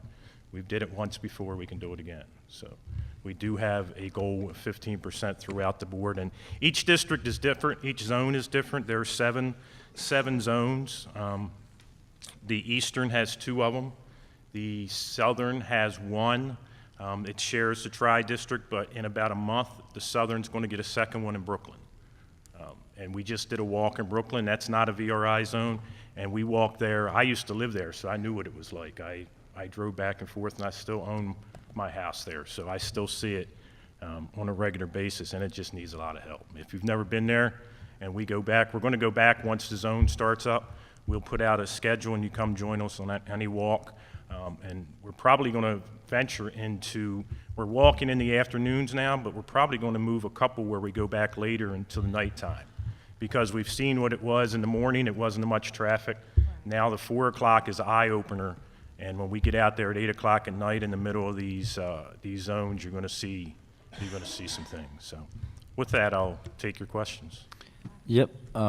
Colonel Worley, can you provide the breakdown by each zone where we are with the reduction? Do you have a VRI report that you could go through for each of the zones? Yeah, do you want just homicides and shootings, or you want everything? Yeah, we'll start for that, and you can email us the rest of the numbers. Okay. Start out with the central. Homicides are down 71%. Shootings are down 8%. The Eastern District 1, which is the area that's just south of the Chum, which is up around the top end of Hartford Road, is actually up 17% in shootings. Homicides. They have 1 more homicide than they have last year, and the shootings are up 6%. They have 1 more shooting than they had last year. Eastern District 2 is actually the best performing. That's the Monument Street. Based on last year's numbers, they have 6 homicides last year. They have 1 so far this year. And they had 11 non-fatal shootings last year, and they have 3 this year. Well, what's the percentage? Oh, I'm sorry. It's down, the writing's so small. It's I think it's 83 and 71%, 73, 83 and 73. Can I skip the Northeast? You know you cannot, sir. The Northeast is you up should have started slightly. with that one. Basically, in 2017, believe it or not, in Bel Air Edison, there was no homicides for that time period, and they've got one this year, and that's basically there is no number for that. And then the shootings are 1 last year and 6 this year, which is up 500%. The Northwest is down 50% in both homicides and shootings, 6 compared to 3 this year in both areas. The Tri-District is down a third, 33% in homicides and 36% in non-fatal shootings. Western's down 25% in homicides, 41% in shootings. And that equals out to overall shootings, I believe that number's 38 and 25. I mean, 38 for homicides, 25 for shootings. Thank you, sir. And you can just email the rest of the information. We want to go through that. The big win actually in all this is the burglaries. It's down almost 30% in every single district except for the central for some reason. It's actually up.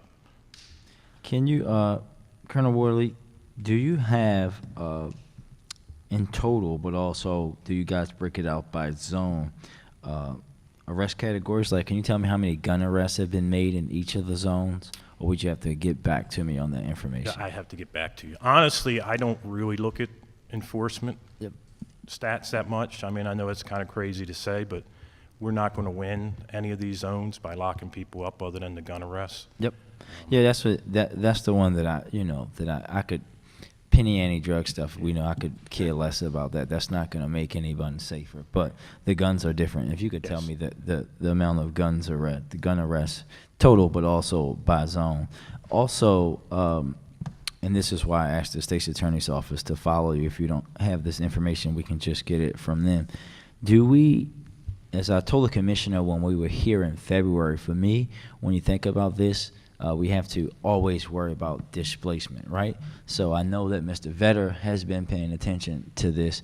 Are we seeing displacement of the violence outside of VRI? I know we've seen a little bit of it in the Northeast with the area right above it seeing an increase. But have we seen displacement? And I don't know, between you and Mr. Vetter, can we talk about how we're dealing with that? Because look, these people aren't running these criminal enterprises. They're not stupid, right? They know if we're going to be there in these places, they're going to move. But are we in a place where we, one, have the resources to deal with the displacement, but two, are we monitoring it and handling it appropriately?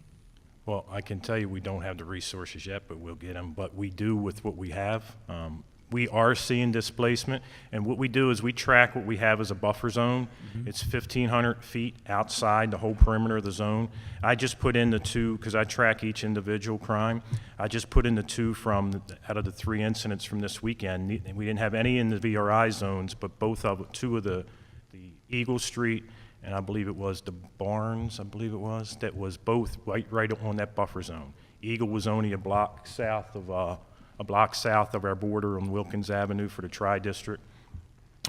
So we do track those, and that's why we started walking in areas outside of the VRI zone, and that's why the other city agencies, all we do is ask them where to go. They don't even ask if it's a VRI zone.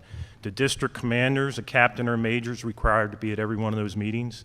They get up there, and they maybe preface it with saying it's not in the VRI zone, but they will tell you where it's at, and the other agencies go out there and we do it. I mean, especially like with these business checks and the social club task force, we can't just hit the same business every time. And like what we did when I was in the Northeast, when we did those business checks with the health department, that's done every week to the point now we're looking for other businesses to visit. Hopefully, other agencies, not just the health department. Hopefully, you haven't run into any more cats inside of bags prepared to be eaten. I won't be going to that one. Can you provide that? If you could provide a list of all the shootings and homicides this year that have occurred in that buffer, that would be greatly appreciated. My last question before I turn it over to my colleagues, 2 questions. One, have we seen an increase or decrease in calls for service in the zones? Do you know? I honestly don't know that, but I know our agency, I would be guessing if I said yes or no. I know the other city agencies have seen a dramatic increase in their calls for. So we can just follow up to us on that. And then the last thing, I talked to the commissioner about this in February when we came for the initial hearing. For me, I think that when we think about what we're trying to do here, right, and we're targeting the most violent areas of the city, and we know that in those areas there are typically a handful of violent people who are committing all these violent acts.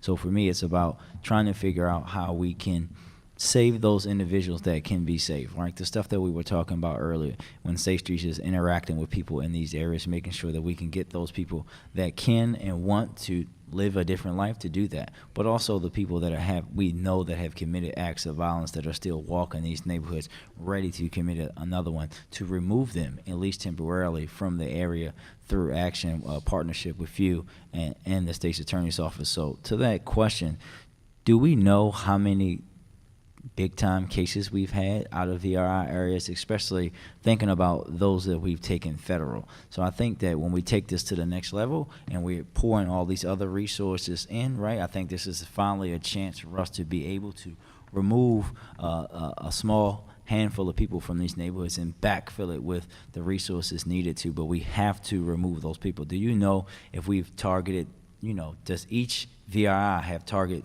individuals that we know that are living in this area that we're looking for from one violent crime or the next? Do we do that? The commanders do that themselves. We don't share that information in the room. They have the list of the at-risk individuals, and they will mention it every once in a while that the at-risk individual was arrested or was a victim of a shooting inside the VRI zone. And we've actually, on the one walk along Harford Road, we were walking up upon one, and he decided he didn't want to talk to us. In our walk, we were walking right up to him, and he was standing on the corner, and by the time we got up there, he was nowhere in sight. So. Cool.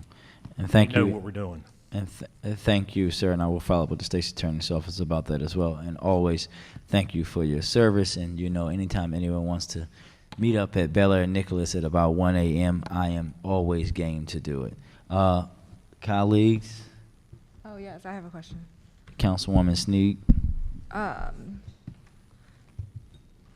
So we have the list of problem businesses on some of our main streets. That's correct. That's a correct answer, right? Yes.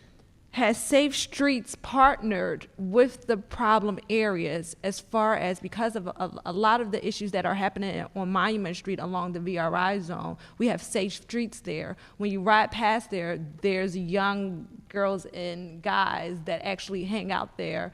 So I'm not asking you per se, have you approached the guys and girls, but has Safe Streets been active on what happens along Monument Street? Because we have Safe Streets right there. I can quickly try to address that. I don't know specifically, other than to say Safe Streets, yes, is extremely active along the Monument Street corridor. That's kind of the heart of the McElderry Park, Safe Streets East site. So we can engage their site director and staff in a specific conversation around their interactions with the businesses. But certainly it's another resource that's available to help out, and they do have extremely strong relationships and partnerships all along that commercial corridor. Yes, but what's happening there with some of our stores, and since we have Safe Streets there, I'm going to be interested in seeing the numbers if the mediation is taking place along this corridor with them, because you have seniors and folks who visit this Monument Street who don't feel safe visiting because of what's happening outside of stores. And if store owners aren't held responsible for cleaning up the store on the outside and the inside, but making sure that Safe Streets is there to be that buffer, to be like, hey, we don't want to lock anybody up, but we want to make sure that customers are able to get in and out of stores. I think that's a conversation that needs to be had between both groups. That's a number that we should look at. My second question is, along inside of Baltimore City, these VRI zones, vacant homes is a major issue. So I guess this is, what are we doing in terms of, do we know how many vacant homes are in an area when we're walking through these areas? Councilwoman, we'll wait until we get to housing to discuss that. Let them talk about that. Because crime is taking place in some of these vacant homes. I'm having to, hey, can we reboard this home? Can we do X, Y, and Z? And it's happening all in there. So I would like to know a plan or see how you guys are playing together in reference to that number. So I'll wait for it, but I'm curious about it. That's actually discussed every morning. Our commanders will get up there and give whatever agency we need, give them the information, and usually by the end of the day, that's done. It used to take a week or two with emails. Now it's being done almost instantly. And that's so, why we meet at 8 a.m. And I guess the second part of the question then, what are we doing to get these homes opened up to get sold? Not a question for you, but a question for housing. What's the plan to, what's our target area? I'm sick of sending DPW and wasting resources to mow the lawns for a vacant building when it's essentially should be opened back up so we can sell the home to get a resident to move in. What's the plan, since we're meeting every morning about it? Councilman, I guess Mr. Hessler can answer that question. I know they'll be coming up very shortly. Ms. Parlock. Just wanted to make one comment to Councilwoman Sneed's question, and that is that, you know, what we do in the VRI is, you know, we've established it, you know, to come together to create some processes where we can take care of like immediate, urgent concerns. You know, as Colonel Worley said, that's why we meet at 8 a.m. again at 4 o'clock. That's why we do the walks. But we definitely have as a strategic plan to create, as it says, zone action plans where we're focusing on you know, the most problematic blocks within the VRI zones, so that we can, you know, really transform them. And a part of that, as you said, would be to bring families back to those areas. So when we're talking about, hey, what's going on in VRI zone, is there a number to say, remember, we have 20 vacant houses in this area of the Eastern District. How many have been sold, or how many are folks working on? Are we going over that? How many is a stash house that needs to be boarded up that we? So that's not a part of the daily conversation. But again, we you know, have working groups that convene outside of the daily briefing that's looking at longer term solutions. Okay. Councilman Pinkett. You good? Councilman Scheifler. Yeah, so, Colonel, you had said the big win is that burglaries are down 50%. No, it's about 30% overall, 35%. Oh, okay. So 35%. Mm-hmm. I know why it's down in my district, but I'm just curious why it's down in the rest of the city also. My philosophy is that these other agencies are out there cleaning up these neighborhoods. They're boarding up the vacant houses. They're making the communities more livable, and people are becoming more and more comfortable and proud of where they live. It's going to take a long time to get to where we need to be, but they're calling the police more. And these other city agencies, while they're out there working, they're encouraged to report things, and they are. They're reporting things back to us. So it's basically just teamwork being put together every single day to clean up these communities. Right, and so with this new DDU deployment, or lack thereof, do you think that that's going to have a negative or a positive impact on that? Because obviously when people call for resources and they get the resources, they're more encouraged to do exactly what you're saying, which obviously has netted the positive results that we see today. But obviously we want to continue moving in the direction that we're in and improving things. So how does that new deployment play into that? Well, it's going to allow the officers to be investigators, not report takers. So when the officers take reports, I mean, when I came out, we didn't turn everything over to a detective. We went and found out who did something in the community, who did what, investigated the crime from the point of being a police officer instead of just writing a report and passing it along. So these guys, with more people going back and patrol, the guys and girls are going to be able to do more police work, do some investigation, find out who solved the crime. If it's something that's big, we can detail them to work on those cases. I did it in the Northeast all the time. So you think it's going to that's going to move the burglary numbers are going to continue to go down then. I would say so, yes, because not only with the police department, we're going to continue with what we're doing with the rest of the agencies, cleaning up these neighborhoods, and people are going to get more prideful in their community. Okay. Thank you. Councilman Cohen, anything, sir? State's Attorney's Office.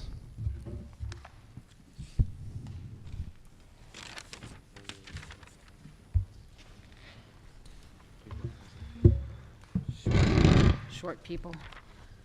Good evening, Chairman Scott and members of the Public Pull Safety it closer. Yep. Committee. My name's Jan Bledsoe, and I'm a deputy at the Baltimore City State's Attorney's Office, and I'm here on behalf of Ms. Mosby and the Baltimore City State's Attorney's Office.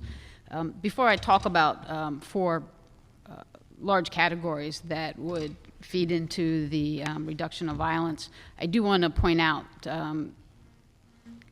Chairman, the question that you asked the police commissioner about the case that involves Mr. Towns in the War Memorial Plaza, that case actually came to the state's attorney's office in March of 2018.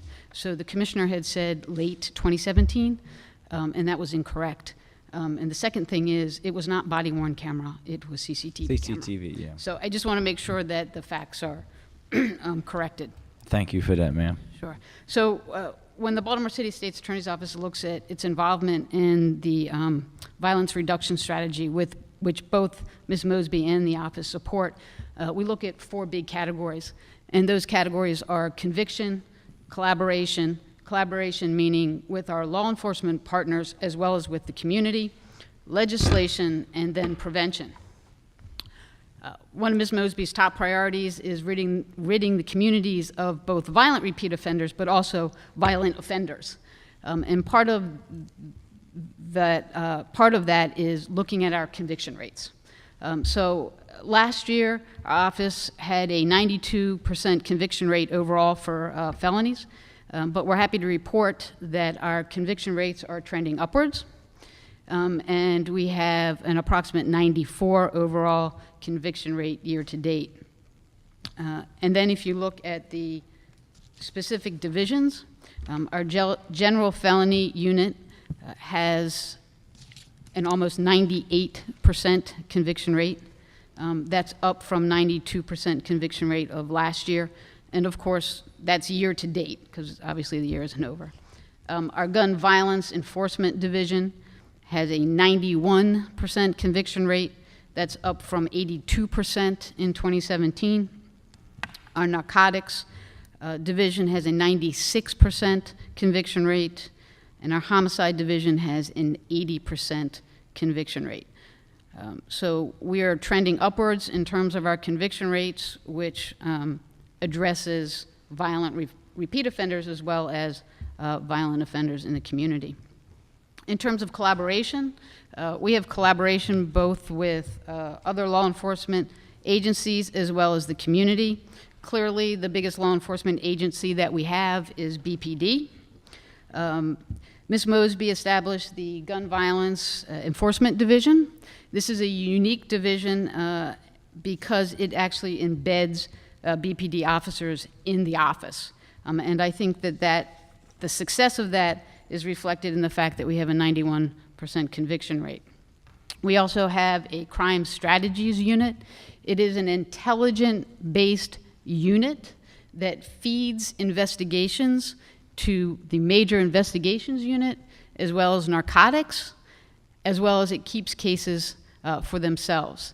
And the best way that I can describe this unit is that we began an investigation in criminal strategies in 2017 by looking at fentanyl overdoses.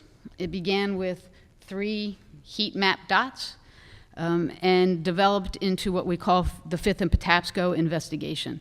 That investigation involved over 10 other law enforcement agencies, DEA, the Maryland State Police, the Police Department in Laurel, HIDA, MTA, Anne Arundel, and Howard County Police, Annapolis Police, and the National Guard.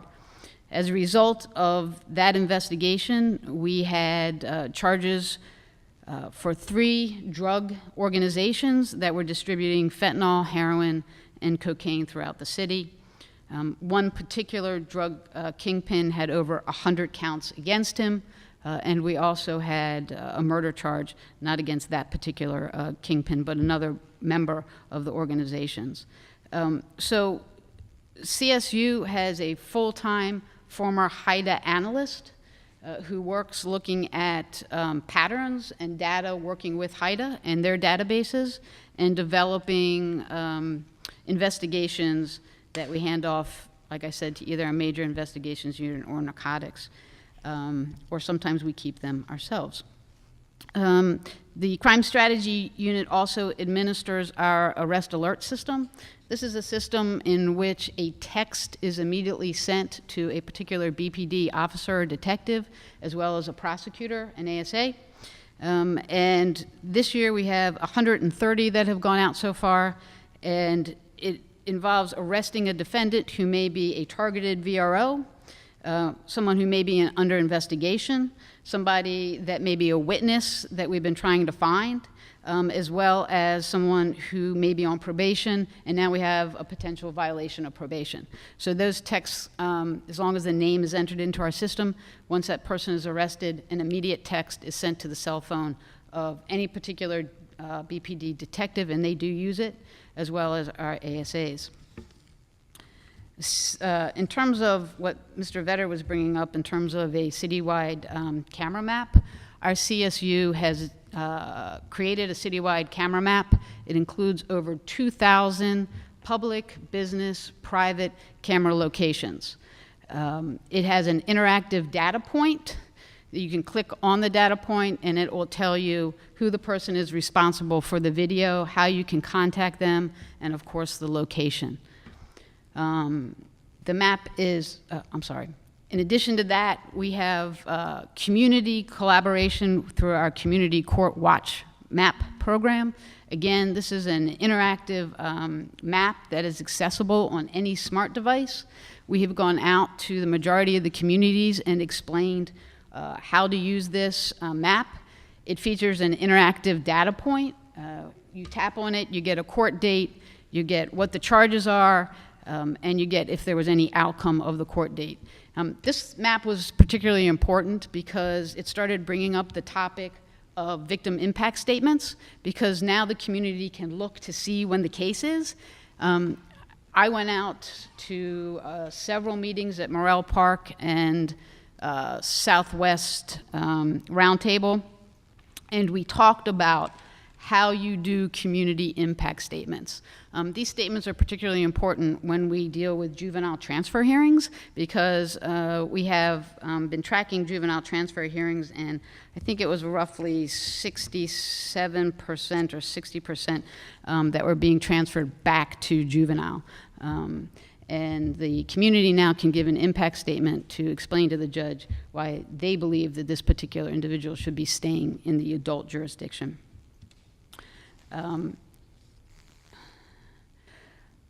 Each one of our felony units are supported by a community liaison.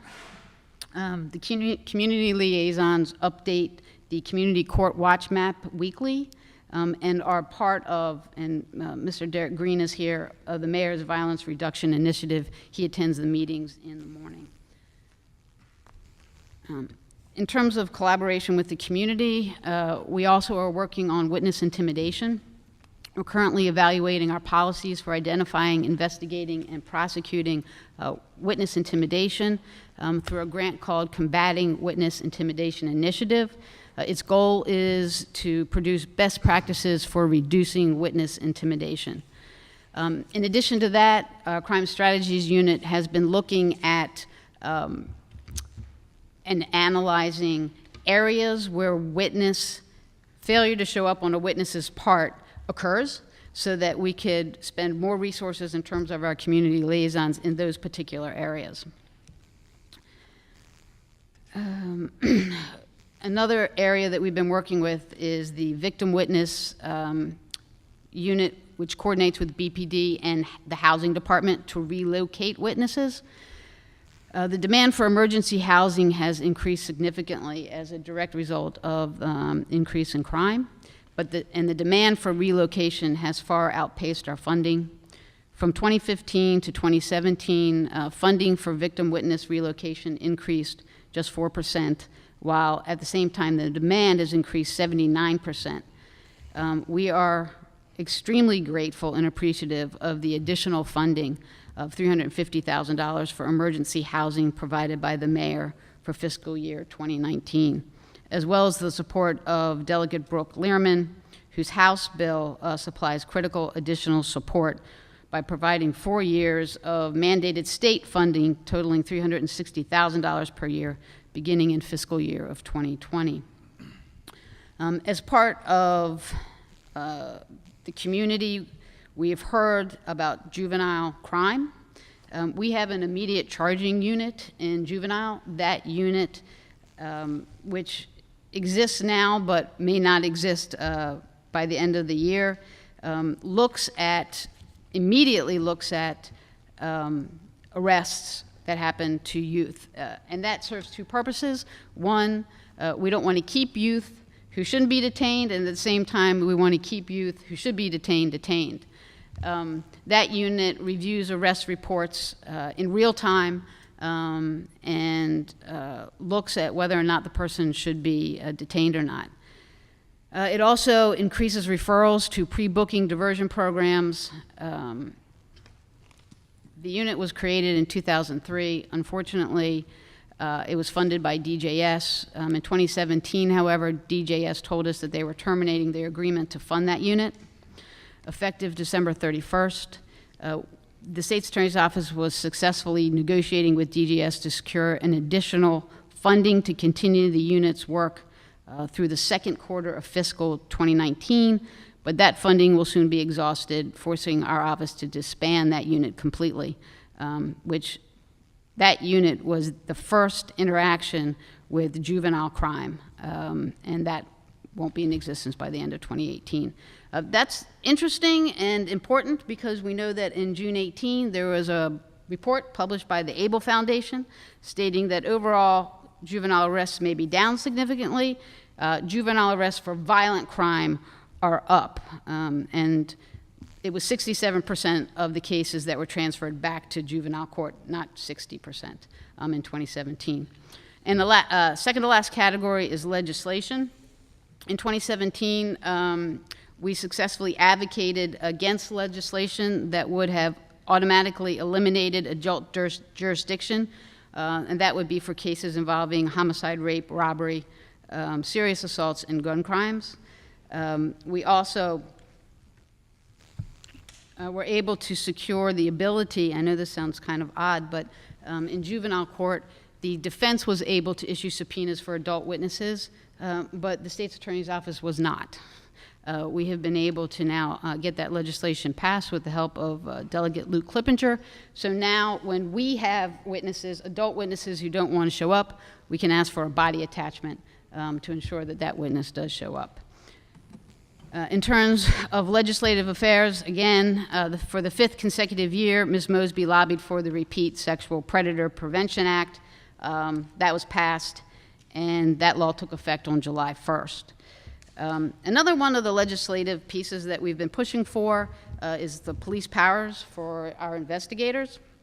And this is very important because there are often times when we have investigators go out and do interviews, and lo and behold, that person may have some type of either body attachment or arrest warrant out, and we can call, but the person can walk out the back door, and we have absolutely no ability to stop them. One of the big things that we deal with in terms of witnesses not showing up are body attachments. It seems to me that the more people we have out looking for a witness who have police powers to arrest that person and bring them in, the better it would be. And our investigators don't have that. Just by way of reference, our investigators mostly come from retired BPD. And in fact, several of them are former homicide BPD officers. Another important aspect of that is there are a large number of VOP warrants, which the Sheriff's Department does try to serve, but they are not always successful in serving them, and it would seem to me that the more people we have looking out for VOP offenders, the better. And finally, in terms of prevention, we have a crime control and prevention unit. Ms. Mosby believes that in order to prevent crime, we have to invest in youth.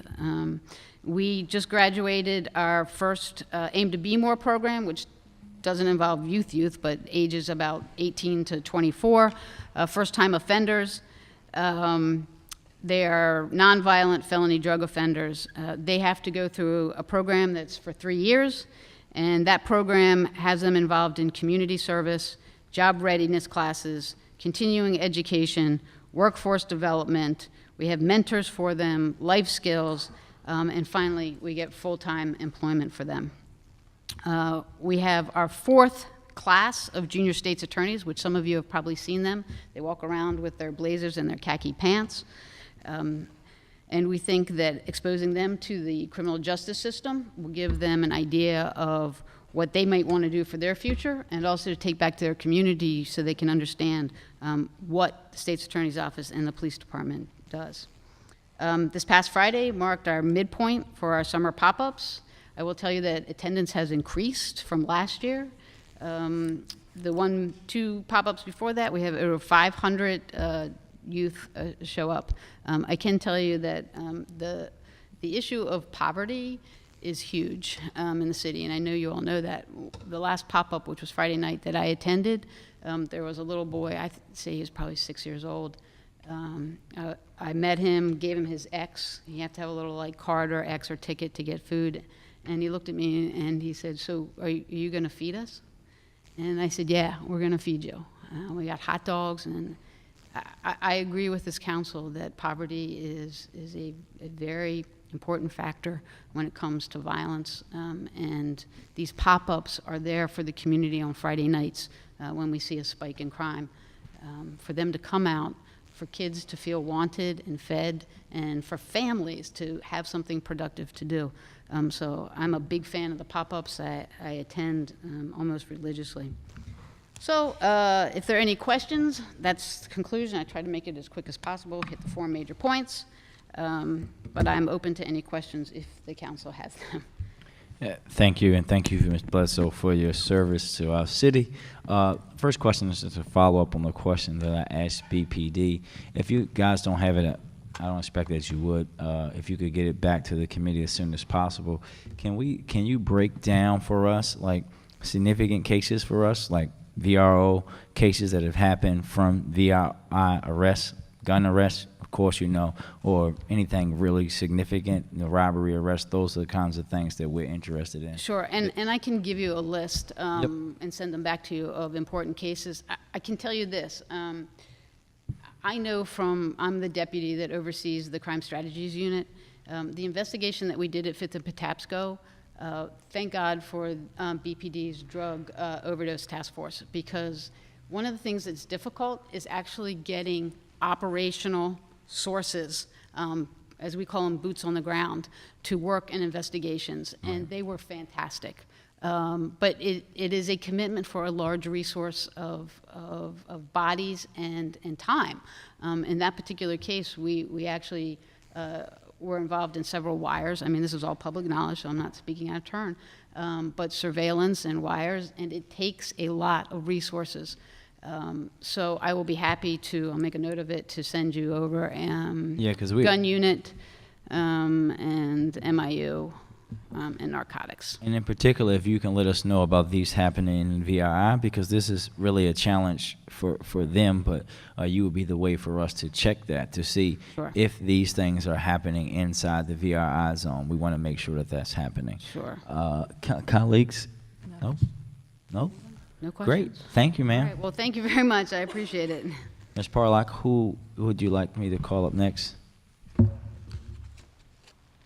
Yes, so I'd like to invite the agencies to come up by strategic area. The first one is environmental condition, improving service delivery, and so that's Eric Booker, housing, to come first, and then followed by John Chalmers, solid waste, and then Toby Goodwin, DOT.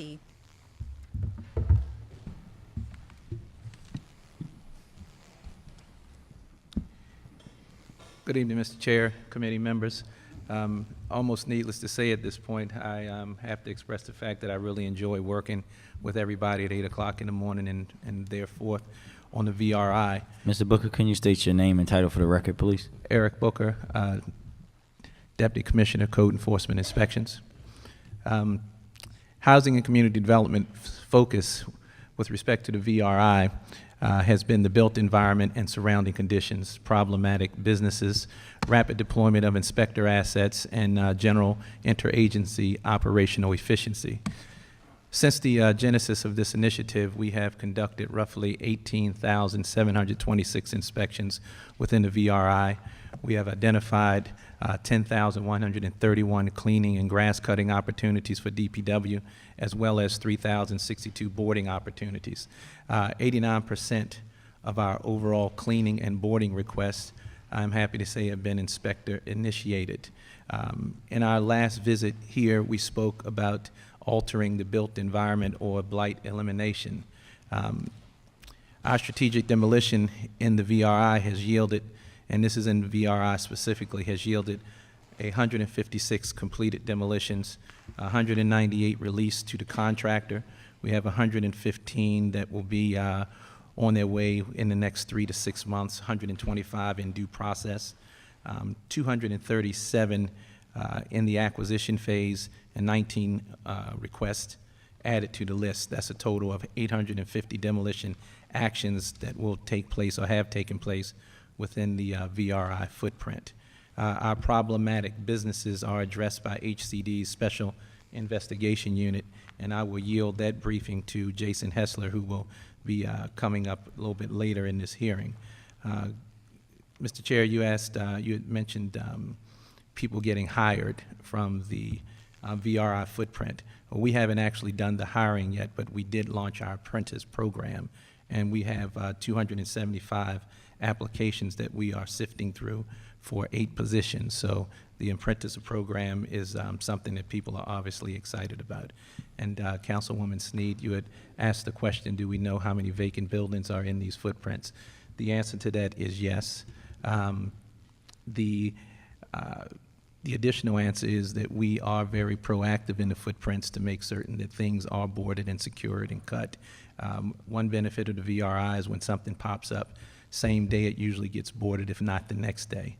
I'll yield to Jason Hessler to speak more to what we do from a receivership standpoint and whether or not the market is ready for somebody to be in these respective footprints. I can tell you that I have some friends of mine that are landlords that have properties in some of these challenged areas, and while the property looks good on the inside, they say, I would love to rent it, but can't do with the drug distribution on the outside. So we do know, and we have to continue to work on the public safety piece in some of these places to attract the market.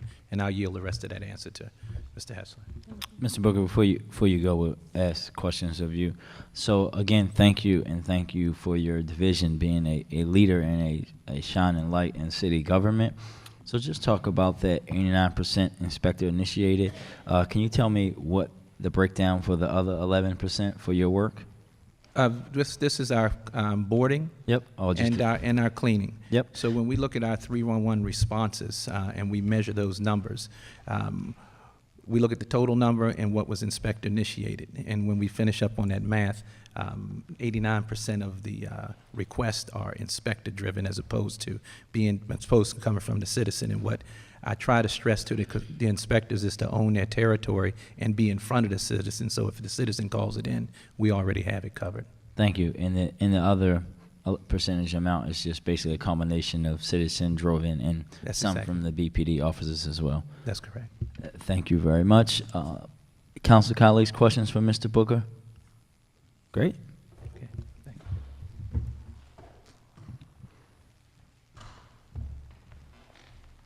you. Good evening, Chairman Scott, committee members. My name is John Chalmers. I'm the head of the Department of Public Works Bureau of Solid Waste. Thank you for having me this evening. I'm privileged to share information with you about what the department and the role we play. Mr. Jones, pull the mic up for the folks on TV. And the role we play in the Violence Reduction Initiative. The VRI effort by the Department of Public Works is spearheaded by the Bureau of Solid Waste. There are 11 key service requests focused on improving environment in the communities that we aim to close quickly, and which we believe are essentially in the effort to fight crime. For example, areas of accumulated trash and debris in the alleys and street are detrimental to the communities, can inhibit police pursuit. Vacant, accessible buildings can be used as locations for illicit activities. We not only act proactively in the VRI zones, but also reactively by special requests from the Baltimore City Police Commanders. And each VRI area is located within one of the solid waste quadrants, spearheaded by the respective quadrant chief. The geographic focus, excuse me, I lost my wording here, I'm sorry. So again, we are not only proactively in the VRI zones, but also reactively by special requests from the Baltimore City Police Commanders. Each VRI area is located within one of the solid waste quadrants, spearheaded by the respective quadrant chief. The geographic focus on the quadrant system enables crews and supervisors to become more familiar with their neighborhoods and the particular challenges and solutions for each area. Either I or my respective representative attends every VRI morning briefing, and we collaborate with the Baltimore City police officials and our colleagues from our sister agencies, especially HCD, Code Enforcement, which enforces the sanitation code. If there are any water-related issues, I communicate them immediately to the head of the Bureau of Water and Wastewater. As part of my participation in the VRI, I attend all VRI field visits in order to have a first-hand observation of the responses to the conditions in the various zones. There are 11 primary service requests that we track closely. As I noted earlier, this is essential to the violence reduction strategy. They are cleaning, boarding, high grass and weeds, dirty streets, dirty alleys, rat rub out, and graffiti. We also include proactive service requests for dirty streets, dirty alleys, rat rub out, graffiti. Of these service requests, most are for the proactive rat rub out, cleaning, high grass and weeds, and dirty alleys. Since the start of the high grass and weeds season, we have seen some decrease in the response times. However, I set an initial goal of 50% reduction in the response times, and so far we have been close to that goal except for boarding and graffiti removal. I am proud of the collaboration with the Baltimore City Police Department, our colleagues, as a result of efforts in this initiative. I'm proud of the contribution of our Department of Public Works employees have made to this, as our role in the initiative a success.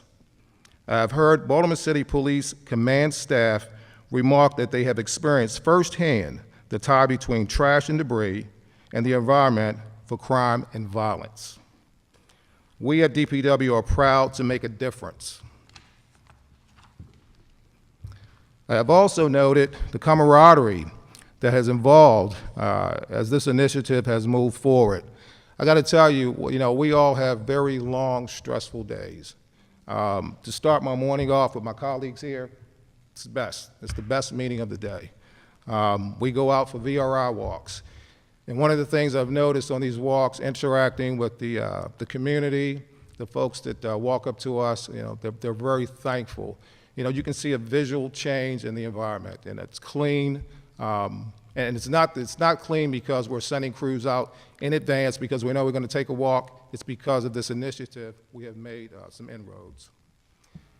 So again, I believe that there has been a greater understanding of each agency's responsibility and oversight.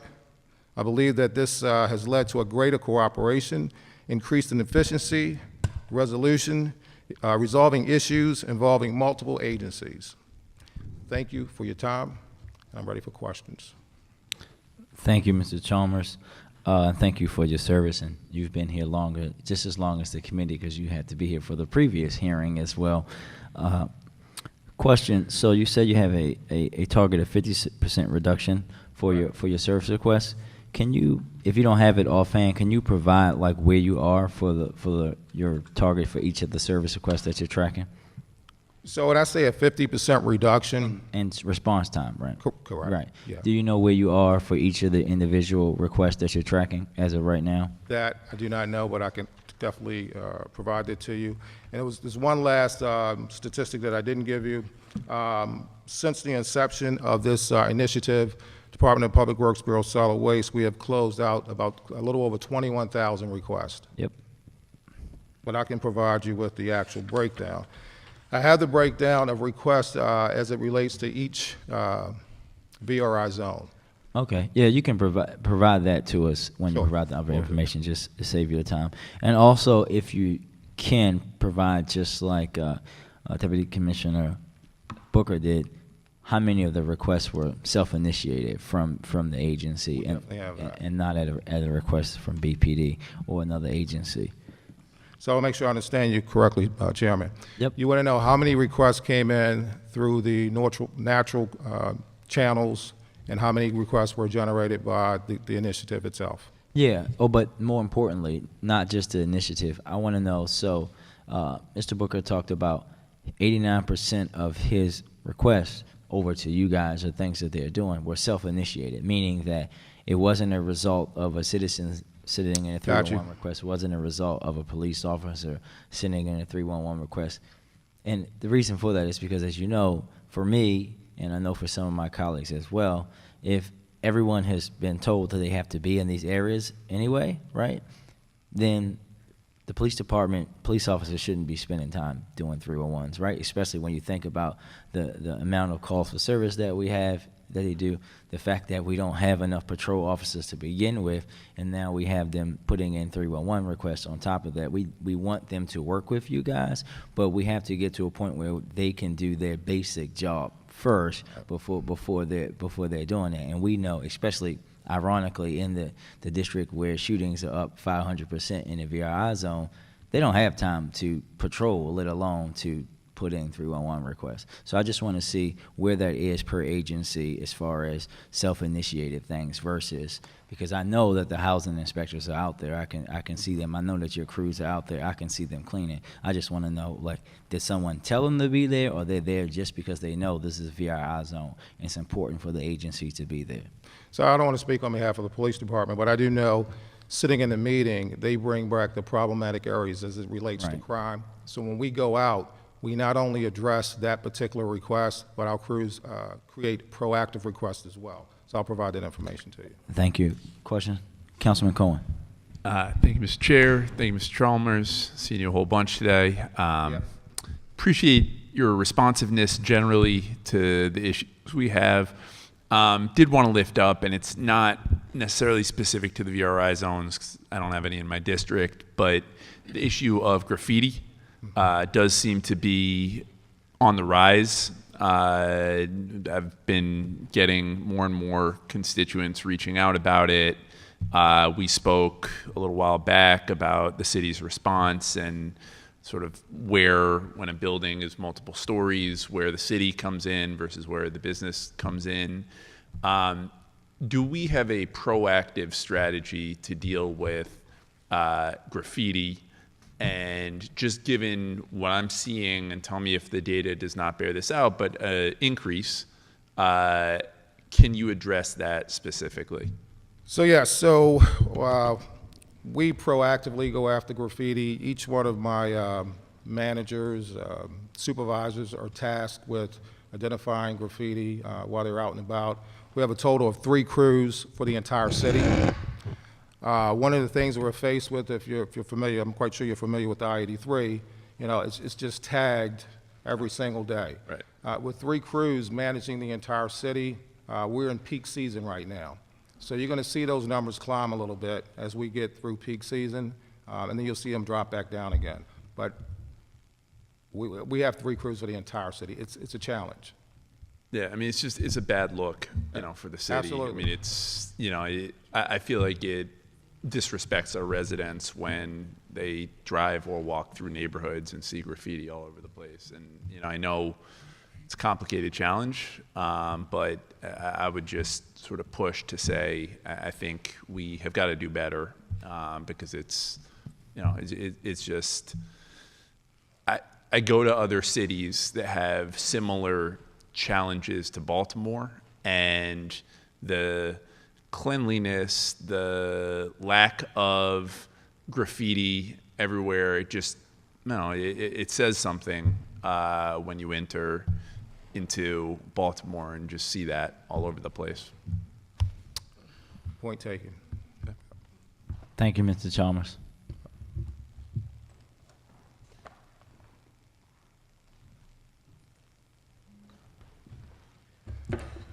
Good afternoon, Mr. Chairman. Toby Goodwin from Department of Transportation. DOT has strengthened its partnership with other entities to increase awareness and safety within the city's VRI geographic area. I can tell you that streetlight repairs are imperative to reducing crime in our communities and to restore hope as well.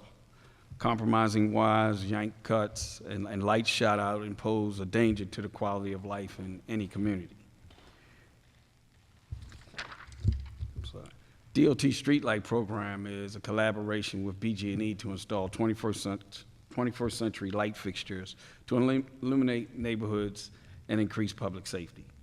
Streetlight conversion, as was talked to the committee in February, in 2017, they started 23,000 lights were converted over from HID to LED.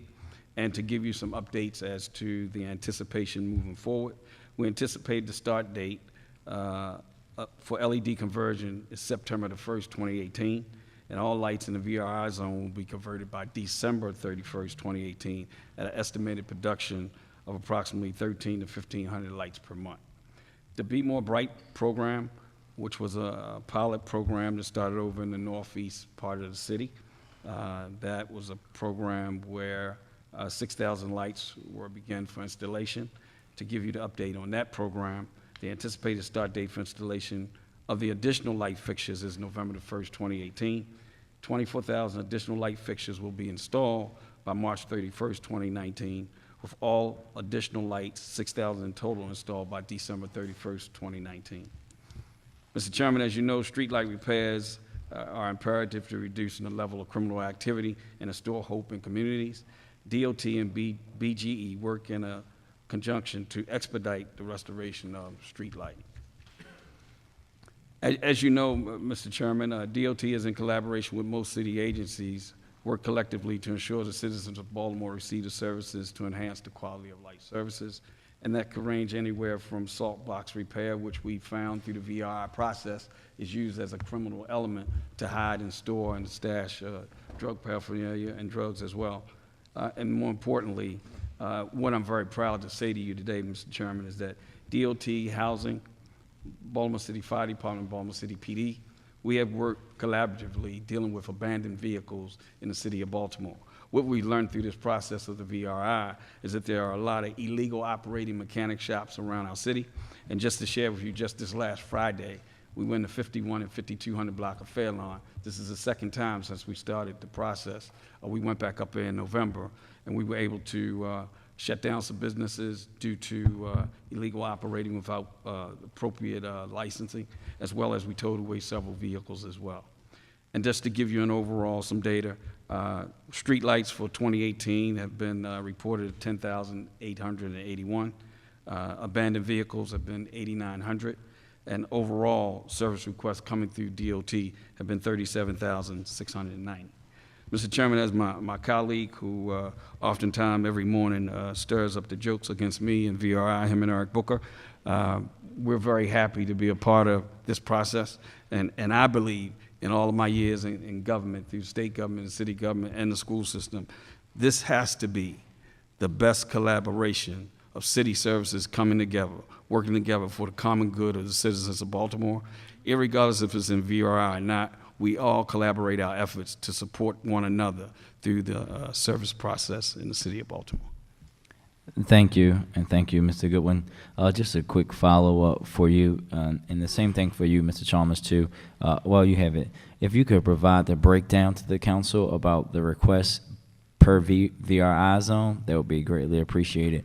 And then a follow-up question that you know is something that is important to me, but with the abandoned vehicles, so you know that we have legislation that's sitting still in the council about giving you guys more authority to tow abandoned and untagged vehicles. Do you still see that as a problem? For example, if we had some errors like you and I had one a few weeks ago where someone is just basically storing a bunch of cars with no tags, but they just happen to be smart enough to know that, hey, if he covers the VIN number and you can't see it, then it can't be towed. Do you think that the city changing that kind of legislation and allowing you guys the opportunity to have more enforcement would be beneficial to both the city as a whole, but also to this VRI initiative? Yes, Mr. Chairman. As you know, my background is law enforcement. I've never seen the amount of abandoned vehicles across the city until I joined DOT and really became a part of the VRI process. And if I can just be real with you right now, it's out of control, because there are situations where individuals are using these fake out-of-state tags to put on vehicles, and there's no way to really track them to a certain extent so that we can go in and remove those vehicles from various communities. So that legislation would be very helpful to us. Thank you. Questions for Mr. Goodwin? Thank you, sir.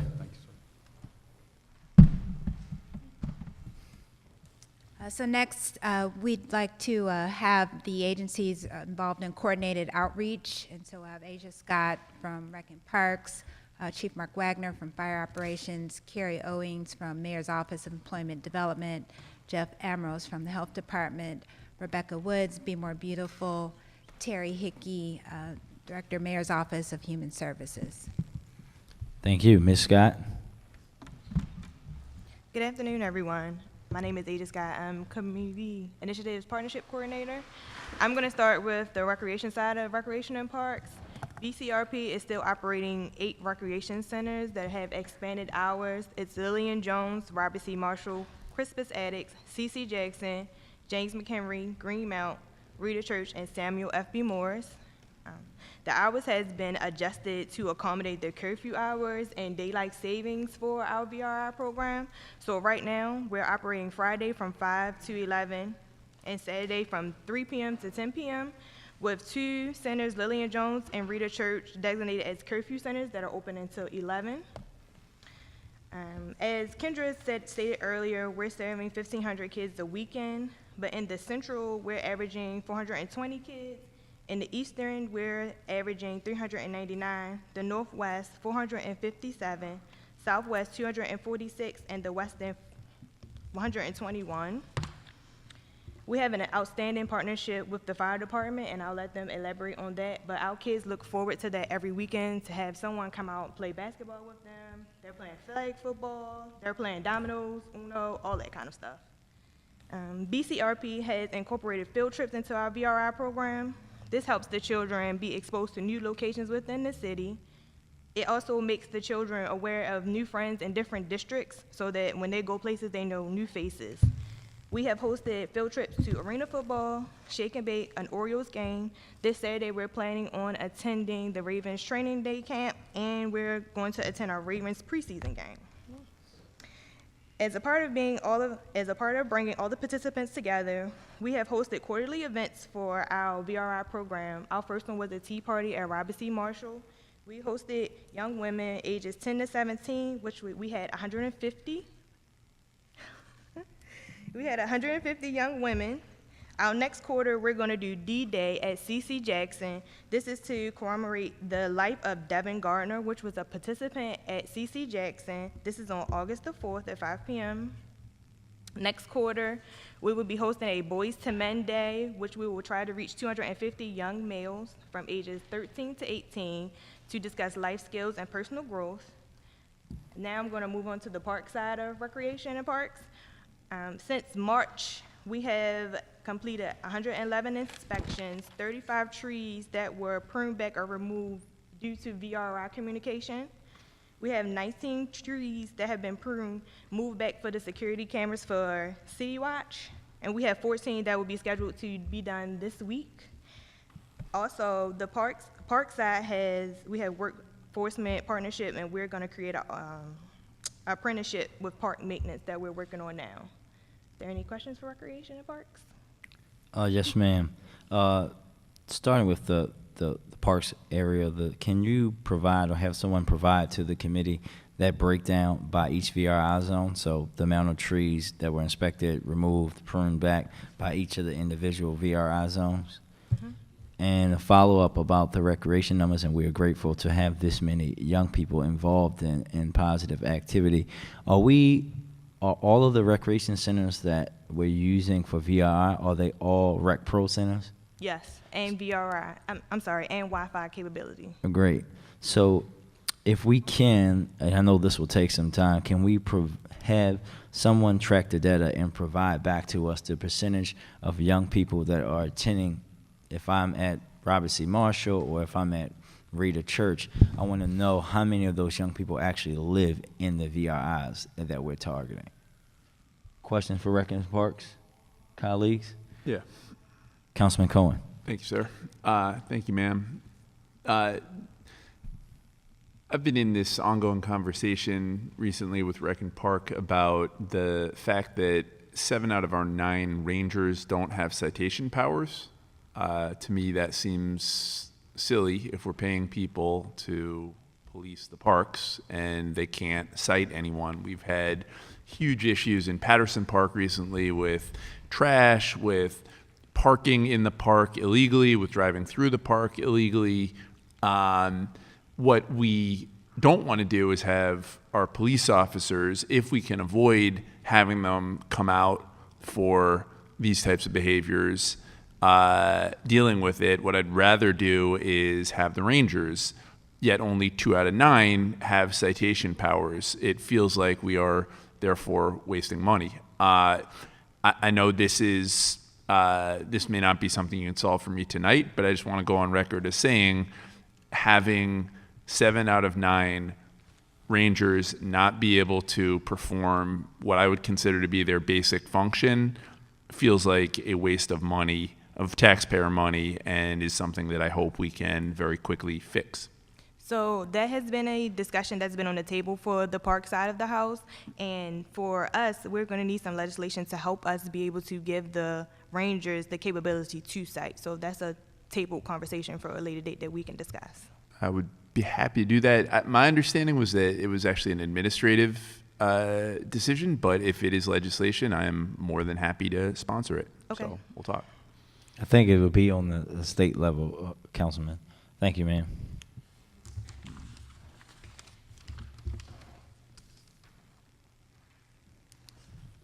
Good evening, Mr. Chair and council members. My name is Mark Wagner. I'm the Assistant Chief of Operations for the Baltimore City Fire Department. We partner with Rec and Parks. We partner with Eric Booker. We partner with MOED. So I'm just going to go through a quick list of what we do. We go out every day, Monday through Friday, in the VRI zones. We perform home safety inspections, and we do that from 12 to 2. We have units designated. We vary from VRI zone to VRI zone to VRI zone, all 7. And what they do is they complete these inspections. And what they do in these zones, when they enter, we not only track the number of inspections, the door knocks we try to get into, but we track how many we actually get into, how many that the citizens refuse to let us in. We track the vacant houses that are boarded, the vacant houses that are unboarded, and we send that list to Mr. Booker every morning. When we do get in, we speak on Operation Edith, which is exit drill in the home, which is an escape plan. We urge everyone to have an escape plan. We survey the property for smoke alarms. We also test any existing smoke alarms, and if there are not enough smoke alarms in the dwelling, what we do is we install brand new 10-year lithium battery smoke alarms for free. We perform air monitoring, CO, throughout the inspection. One of our members carries a CO alarm. We check for clearance around the heating plant. We check for clearance around like all appliances and the water heater. We look for unsafe conditions such as overloaded electric outlets, unsafe extension cords, or any other visible life safety hazards. We also send with the crew. The crews we send out 2 engines, a truck, and a battalion chief that supervises. We send an EMS district officer. And what that EMS district officer does is they have partnered with the Mayor's Department of Aging, and they distribute, because 30% of all citizens 65 and over suffer a fall each year. We distribute what they call as a gold card, and on this gold card, it gives them tips about how not to fall and how to, what to do if you do fall. And it also lists their medications. It's a personal thing for them to place on their refrigerator or somewhere where it's easy to get, and they can give one to a neighbor in case they fall and one of our EMS units show up. We also partner every day with the Mayor's Office of Employment Development. They go out with one of our primary units every day and distribute cards. The next thing we do is we go to recreation. We partner with Recs, and we go out to rec center visits. We go to 9 rec center visits a week. On Monday, we go to Rita Church and Lillian Jones. On Thursdays, we go to Greenmount, Robert C. Marshall, and Gardenville. On Friday, we go to James McHenry, C.C. Jackson. And we go to Christmas Addicts and Samuel F.B. Morris on Saturday. And then the units, when they're there, we would like them to talk about exit drill in the home, fire safety, seasonal, during Christmas, what to do with Christmas lights, Christmas trees, all that kind of stuff. But what mainly it comes down to, the kids like to tour our apparatus, and they love our firefighters to play basketball with them, and our guys gladly, or men and women, gladly oblige. We also have a program called Light City, whereby from 8 o'clock every night, and it varies, we switch it, as the times change, but right now it's from 8 o'clock every night until 6 o'clock in the morning. Our apparatus are equipped with LED front, rear, and side safety lights. And what we do is we ask them to put on the side scene safety lights, and we track with our AVL how many times these units go through the VRI zones at night, from 8 at night until 6 in the morning. Thank you, sir. Same question for everyone else. If you could provide a breakdown about all your activities per VRI zone and provide it to the committee, it would be greatly appreciated. Absolutely. We put that into SharePoint every day. Thank you. Yeah. Questions, colleagues? Thank you, sir. Thank you.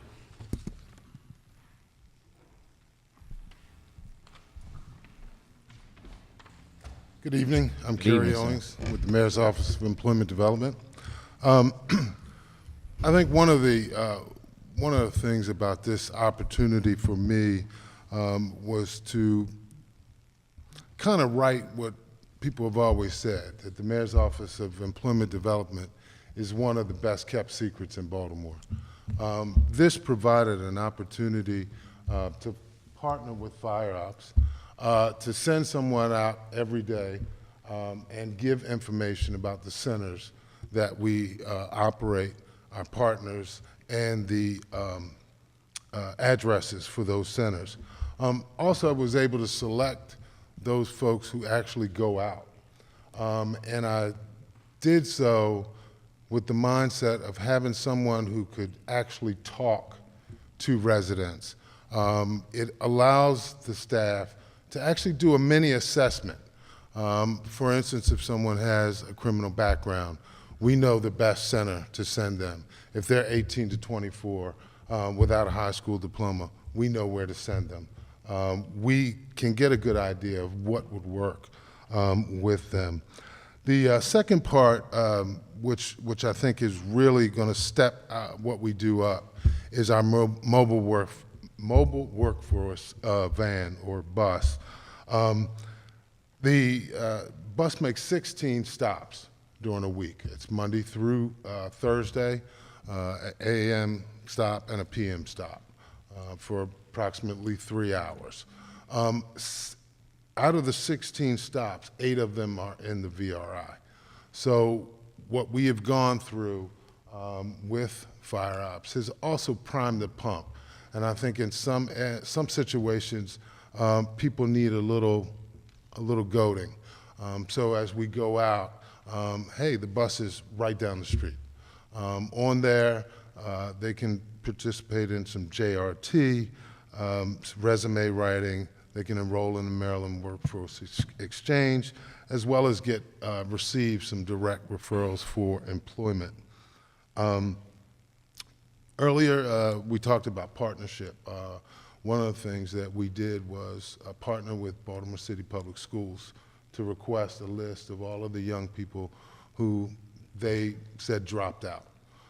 We reached out to every single one of them through with an envelope, you know, a mailer. One of the other things that we've done, for instance, Toby talked about the operation up at Fairlawn. Well, I went up and I provided those employees who were being separated with information about the centers that OED has so that they could get job training or they could get another job so they weren't forced to work, quote unquote, under the radar. And finally, to date, 8,400 youth have been offered a job with Youth Works. By the end of this week, that number should reach 8,500. Thank you. Question, so is that 8,400 citywide or just in VRI? Citywide. Citywide. So can you provide that breakdown for VRI? And also for us, can you provide down that breakdown per each VRI zone? How many people have been, you know, referred to the centers, and also how many people have been employed through Works for MOED for each VRI zone? Because I think that will be the number that my colleagues and I would use to bar to see what else we can do and how we can improve to help make you more effective in the great work that you do. Okay. Any questions from my colleagues? Councilman Cohen? Thank you, Mr. Chair. So I would agree that MOED is a great secret, great kept secret in our city. I think it's a great underfunded secret in our city. I think the fact that over 4,000 kids who applied this year and went through the application process didn't get jobs is incredibly disappointing. And I'm, to be very clear, not blaming you or your boss for that. I blame all of us collectively. The recent audit that showed 11 out of 8,000 kids got bad checks, I think is a non-story. I mean, I think to have the level of accuracy that you all have had with those is actually pretty remarkable. But again, I think that if we want this program or any of these programs, be it the van or Youth Works or anything, to work successfully, it's got to be fully funded, and we have to have the appropriate staffing to do it right, because we know that when it comes to youth employment, when it comes to returning citizens, it is labor intensive. It requires the direct connection, the soft handoff, the support with transit and mental health and all the rest. So just again, you know, I think MOED does do a very good job. I think there are areas for improvement, as with any agency, but I think I would just love to see what your agency would look like if it was funded appropriately. Thank you. Thank you.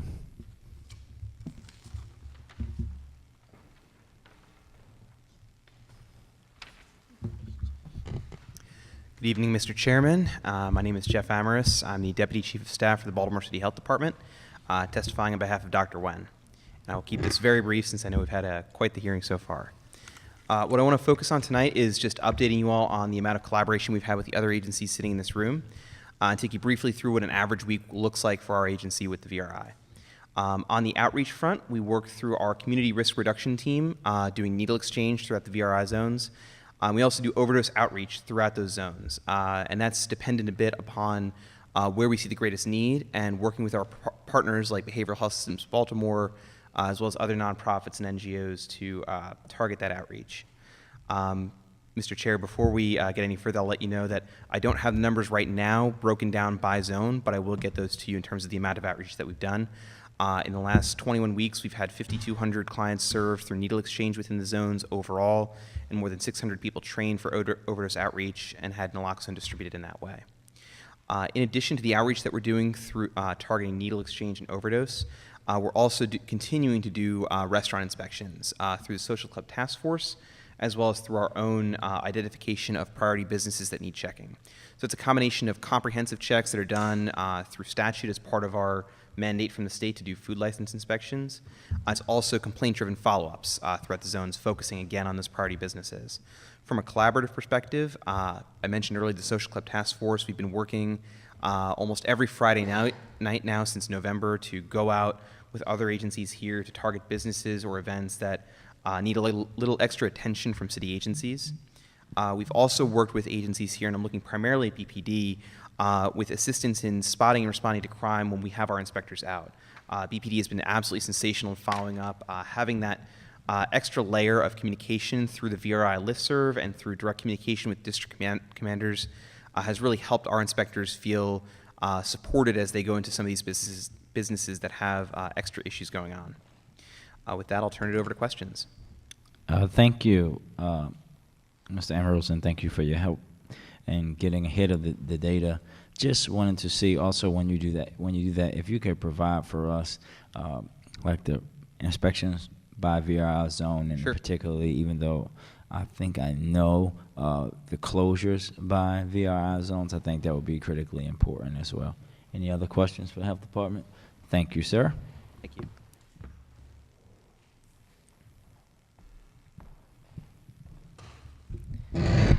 Good evening. My name is Rebecca Woods, and I'm the Director of the Environmental Control Board, and I'm here tonight for our Be More Beautiful program, which is the way in which we participate in VRI. Be More Beautiful, as I think all of you know, is the mayor's peer-to-peer beautification program that empowers residents to take charge of their subjective beautification issues in their community. The pilot program ran from April 2017 to May 2018, and the pilot was in 23 neighborhoods. We've expanded that in May 2018 into 24 more neighborhoods for a current total of 47 participating neighborhoods, 19 of which are in the VRI. The goal is to eventually be citywide, but we want to make sure that we don't expand beyond our capacity at this point. The premise behind the program is to identify Be More Beautiful captains and support those captains in their community and help them take the leadership role on beautification efforts. The captains sign a pledge and then also are responsible for getting their neighbors to sign a pledge. And since I think all of you know, I'm not going to keep running through what we do. In addition to our Be More Beautiful program, we took on Care a Lot this year. So through the Care a Lot program, we've expanded that. It used to be in the Department of Planning, in 9 groups caring for 130 lots, and that's community groups that are receiving grant funding. We've expanded that to 35 groups caring for 416 lots this growth season, and 68% of those lots that are maintained are in the VRI zone or the 2-block radius beyond the VRI zone. We find that a lot of our efforts are just beyond VRI, which is where residents really need the additional support. They're really seeing a change in cleanliness within the VRI, but as soon as you step over, they need some additional support. So we're stepping in that capacity. I did want to highlight that we have become an official affiliate of Keep America Beautiful, which will give us access to more resources and opportunities. And we also received the Legacy Grant that I worked with John Chalmers on, and that's 15 all-terrain litter vehicles that will be hitting our business districts and main streets to do trash and litter pickup that was done by hand previously, so that should have a huge impact on some of those areas. That's all that I had tonight. Thank you, ma'am. Thanks.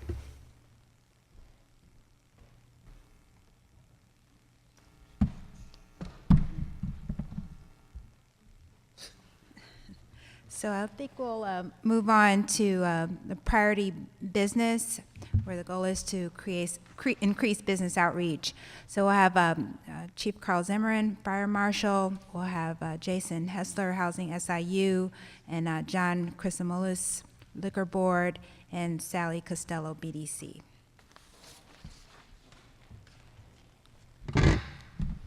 Good evening. Carl Zimmerman, Deputy Chief, Baltimore City Fire Department, and the Fire Marshal. The Office of the Fire Marshal works in conjunction with Baltimore Police Commanders and numerous partner agencies, Housing and Community Development, the Liquor Board, Department of Transportation, and the Health Department to identify problematic businesses.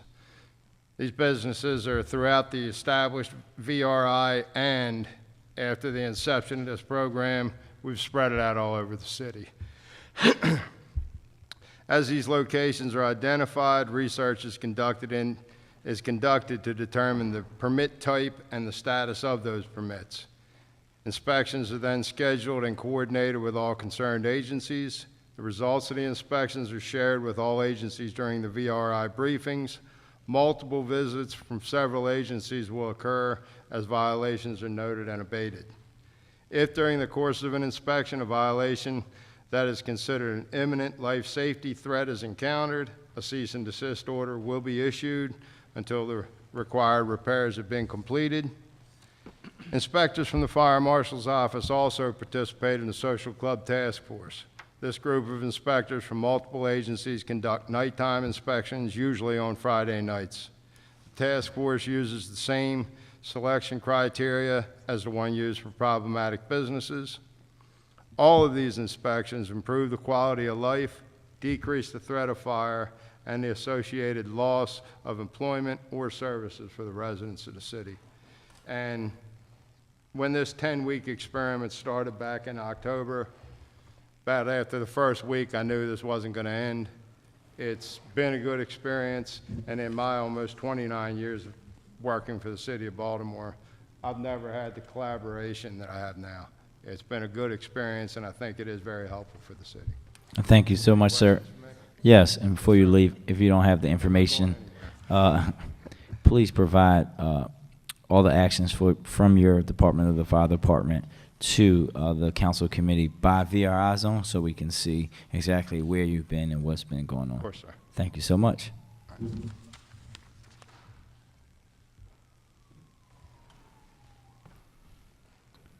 I think this is punishment for your vacation, Mr. Hessler.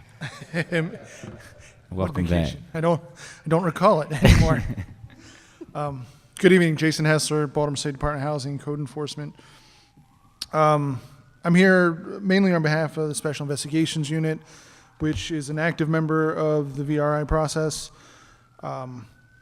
assisting with other agencies in the priority business checks, the Social Club Task Force, and then also the Code Enforcement Legal Section does some work in relation with the property-based crime solutions, as well as any kind of stepped-up enforcement actions that need to be taken after violation notices and citations don't work. In particular, with the priority business inspections, as others have mentioned, these are daily inspections. Our inspectors are going out, and our focus is not just the condition of the property, but also the zoning to make sure that proper permits are in place, and where appropriate, businesses are closed or fined when violations are observed. We do that in close cooperation with the Fire Marshal's Office.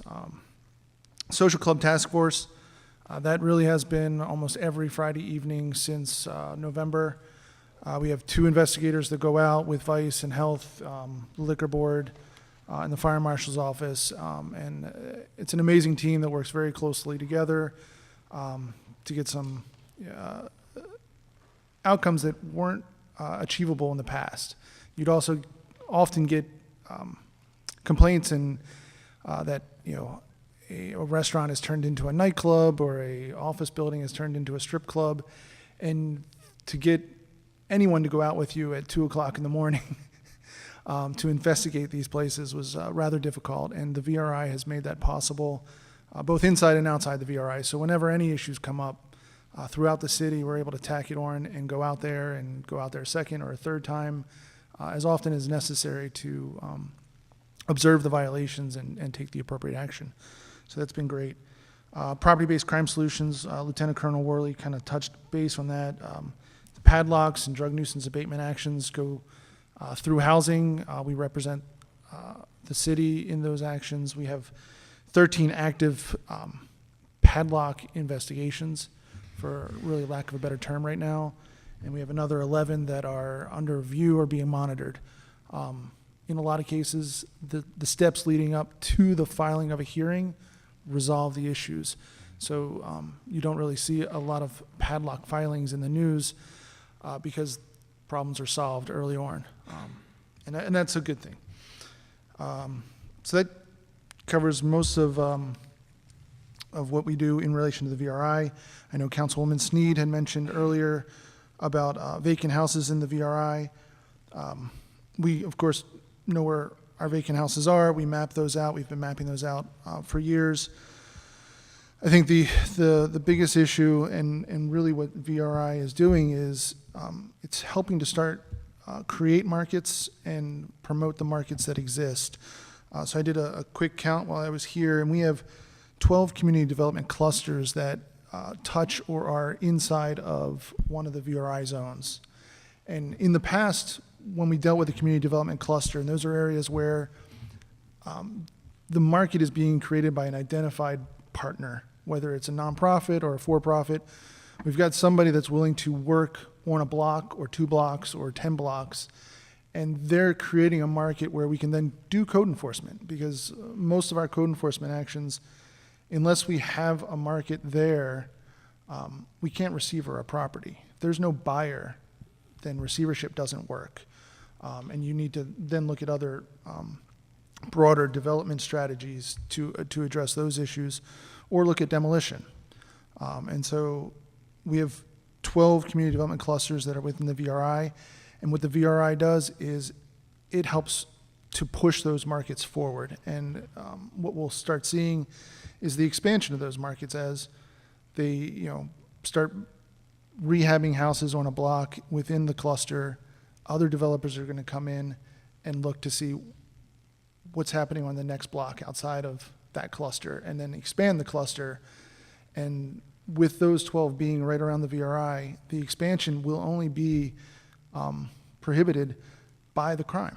So as the crime is addressed, the expansion and the development of those vacant houses will expand. We've seen that in Oliver, where we made great progress as we shut down 2 out of the 4 open-air drug markets.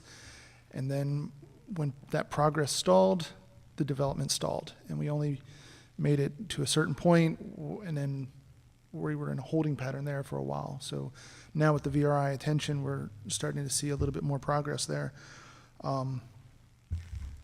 So I hope that answers your question. So I'm just going to make an appointment to talk to you later, because it does, but it doesn't. When we talk about community being involved, because I'm hearing neighbors on the other end say, well, what about X, Y, and Z? So I'll talk to you later about X, Y. Okay, I'm happy to. Thank you, sir. Thank you.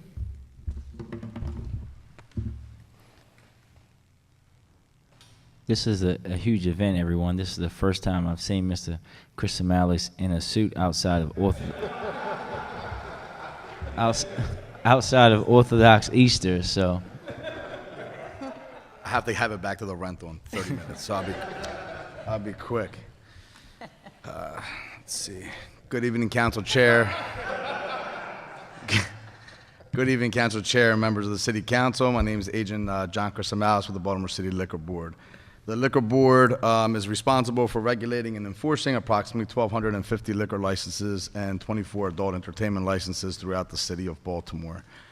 We are active members of the VRI initiative, and we are present every morning and every afternoon conference call. Those meetings are attended by myself, Agent Joanne Martin, Chief Fosler, Deputy Executive Thomas Akris, or Executive Secretary Douglas Page. Let me start by saying that we are proud participants of the VRI. The communication that's established at these meetings with other city agencies is the best that our agency has ever seen. Some of the following are stats that are a direct result of the VRI. The increased overall inspections have gone up 18% in 2018. Increased special investigations have increased by 108%. In 2017, there was 108 investigations. 2018, we have 225 special investigations. Those investigations are triggered by a couple different task forces that have become possible through this VRI. One being the underage task force, which we utilize the Baltimore City Police Cadets. The social task force that you've heard others talk about today. We also have been doing BD7 checks with the Baltimore City Vice Unit to make sure that they're in compliance, and then other joint investigations through the State Comptroller's Office, the Baltimore City Vice Unit, the Fire Department, and Housing Special Investigation Unit. Violations as a result of the special investigations. Last year, 123 establishments were charged. In 2018, we have a 43% increase in violations charged. Conviction rate increased from 94% to 95%. Lastly, the 311 calls. We have closed out 95% of all 311 calls within 24 hours. The remaining 5% of calls of service have been closed out within 72 hours. We have also recently hired a community outreach person, Mr. Matt Ackerhammer, who is engaging community associations, and he is giving out information like Councilwoman requested. We are giving out information about what we expect from the liquor establishments throughout the city, not only in the VRI, but throughout the city. So he's engaging those business owners in the community association meetings. We also publish monthly schedules, which we share with the council president, council members, and the mayor's office. Any questions for me? Yes, sir. Mr. Chris Morales, if you could provide your information of your data of your actions, your enforcement actions by each VRI zone, that would be greatly appreciated. Absolutely, we can get that to you. Councilwoman Snead. Just one question really quick. You can get it to us later. I'm just curious, how many have been closed because they didn't follow the rules and regulations? Last year, we had 2 licenses that were not renewed.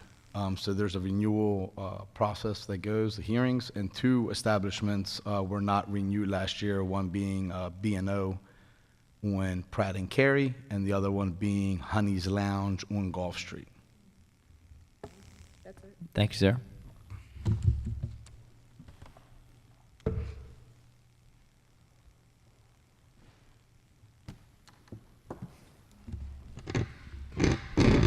Good evening, Mr. Chairman and committee members. I'm Sally Costello with the Baltimore Development Corporation. I'm an Economic Development Director in Neighborhood Business Services. BDC is supportive of the Interagency Collaborative VRI initiative and has been active in all 7 VRI zones across the city. The support BDC is providing in the VR zones aligns with our mission and role as the city's economic development agency to provide assistance that will result in the retention, expansion, and attraction of businesses. Our neighborhood business services teams have been conducting daily outreach visits to all the businesses in the zones, both designated priority and non-priority. And to date, the number of visits across all VRI zones is 475.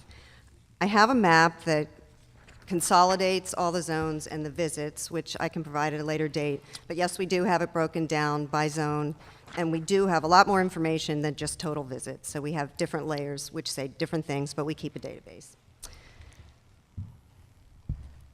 To give you a sense of what happens on these visits, we meet with the business owners if they're available. We never think we can just walk in and meet with them. This is all about relationship building. It's a little bit different than what some of the agencies are doing on a daily business, so we have to make numerous visits, but we drop a package of information and we talk to at least the manager that has all kinds of information about the business services that we provide, the overall VRI effort, other things related to the programs that are in the area, like the City Watch, and those kinds of things. Just to give you a sense of the perspective of how many VRI visits we've made over this 8-month period, it's more than double the total visits of the entire agency, so it's been a very comprehensive effort. The specific data measures that we've been using to assess our performance are currently number of visits and the number of loans and grants, and our results were telling. Despite this highly concentrated effort to reach the businesses, to make them aware of our various resources, BDC only had 4 FIG applications submitted for consideration. 3 of those are in process, only 1 of those closed, and we had virtually no loan applications or any activity there. So I think the results confirmed what we suspected from the beginning of the VRI initiative, that many of the businesses in these areas and some other areas in the city, some of the more struggling areas, cannot take advantage of our resources and business assistance that we currently offer. But we do believe that the initial effort that we've made, kind of the boots on the ground, has really raised our awareness. But we're not stopping there.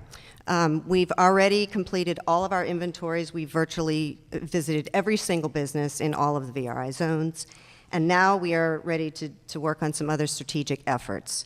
So we are, as I mentioned before, and Ms.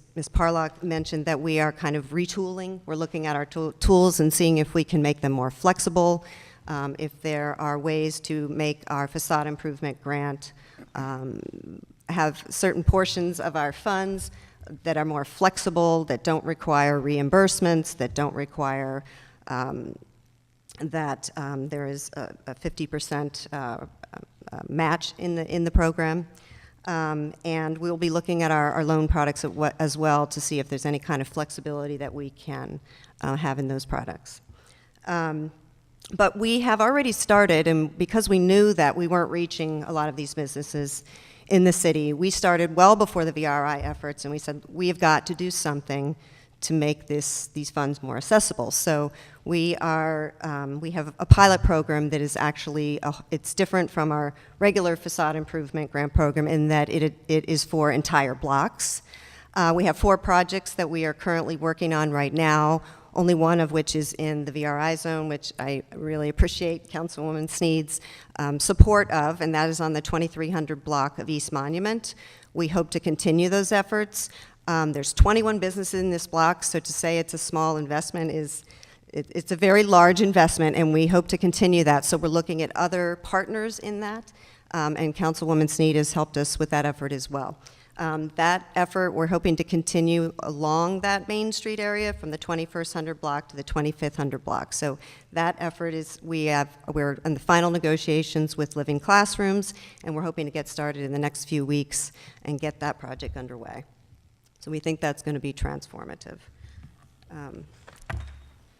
And finally, the other things that we are going to be doing now that we have really completed our outreach and all of our sort of awareness campaign is that we would like to do what we do all over the city, which is collaborate with the other city agencies on special initiatives. We'd like to work with HCD more closely. Jason Hessler mentioned the receivership process. We've identified many commercial vacancies. We'd like to bring back into productive use because we know that's where some of these activities that are not so great are happening. And so we would like to partner with them on those kind of activities. We'd like to partner more with MOED, with their special unit that they have going around in the various zones, and bringing special programs, kind of like we did when we had the Main Street program under BDC, where we had Main Street in the community. We'd like to have, efforts in each of these VRI zones working with MOED. And finally, we're going to work to develop strategies to drive more investment. We're going to leverage our relationships. We're going to work with other partners to really bring funds, because that's what these businesses need. They need capital, access to capital. So along with all of this, we're going to develop benchmarks that it will allow for maximum transparency, and will really help us determine our effectiveness. We know that, like every agency, our programs should not be static. We should always be looking to improve them and figure out ways that we can better assist the businesses in the city. So we are going to be working on these efforts, and we've already started them now. So we're going to be moving from our awareness campaign into these other strategies.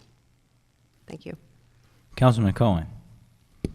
Thank you, Mr. Chair. Thank you, Ms. Costello. I do appreciate some of the work you've done in partnership with the Southeast CDC, some of the facade improvement grants.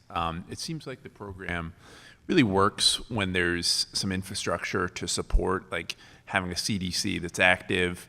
But based on your results, it seems like it's not working in some of our most underserved areas, right? Like 4 applications in the entire VRI zone, that's not good. No. And I think one of the knocks that I frequently hear about BDC already is that it predominantly serves businesses and business corridors that already have resources, and that, do have, while not a great amount of access to capital, have access to capital. And so what I would just respectfully suggest is that I think there needs to be some really hard push around making sure that equity piece is in place within BDC, and that you guys, I don't think it's just about like a better marketing campaign. I think it's about actually going out and engaging with these business owners, because if we don't want them to be the types of businesses that have rats or are violating the health code repeatedly, we got to do our job in giving them support before they get to that place. So would just love, a more proactive effort on the part of the BDC to support the businesses within the VRI zone, as well as I have a business corridor in my district that doesn't get a lot of support. It's not a VRI zone. In the sort of Hollibird corridor of my district has some pretty tremendous issues. But I think that needs to be the shift, is really supporting our most underserved businesses and business corridors. Yes, and we do recognize that we have to be able to reach the masses, so to speak, and those who need it the most. And we have created an equity manager position, an equity director position. So I know that is an agency-wide effort, but we are really moving on that. Okay.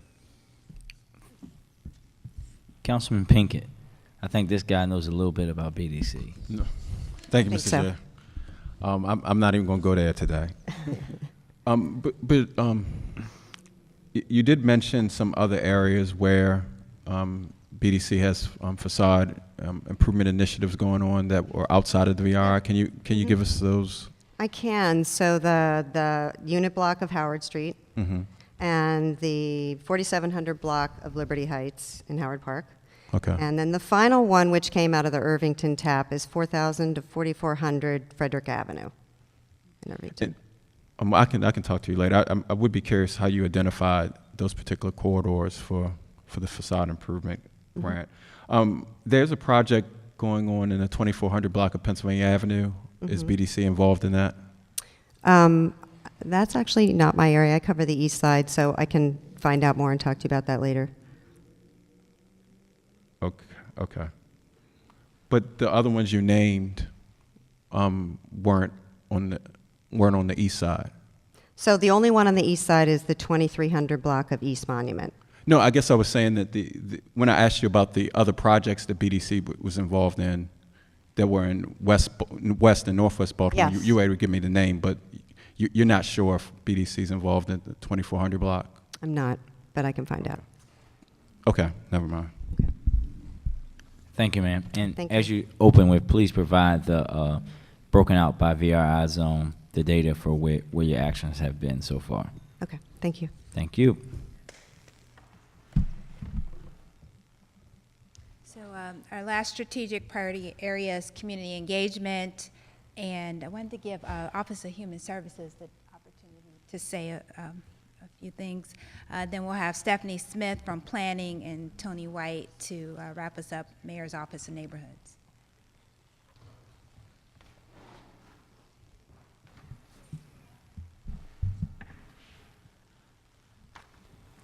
Good evening. My name is Chris Rafferty. I'm with the Mayor's Office of Human Services, Homeless Services Program. Under Human Services, there are 3 divisions: Homeless Services, the Community Action Partnership, and Head Start. Under Homeless Services, primarily what we administer federal and state grants with our 40 different nonprofit organizations. However, we did create an outreach team this year, and that's our primary focus and engagement with the VRI. We attend VRI meetings every morning, and we work with the outreach team, the homeless outreach team of the police department in various areas of the city. There's no real focus. It's because of the transient nature of the homeless population. We also notify and are involved in the winter sheltering program. So we'll work with the police department to make sure they understand where they can take any homeless individual they encounter during winter. Available any questions?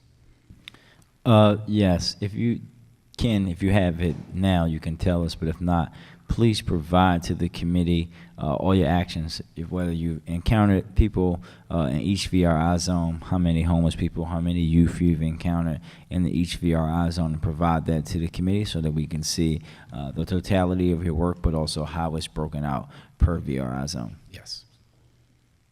Thank you. Thank you.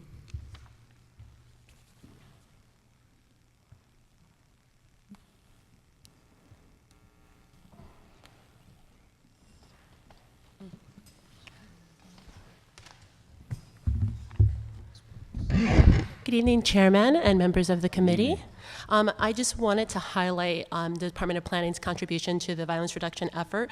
As many of you know, we're not an implementing agency that responds to 311 requests. However, we have been providing strategic consulting support to all the agencies that participate, particularly around research and around some policy objectives. As we know, there's going to be an upcoming zone in Brooklyn, so that's another opportunity for us to do kind of asset mapping in the 100-yard radius around the zone, because we know people are not living their lives within the zone.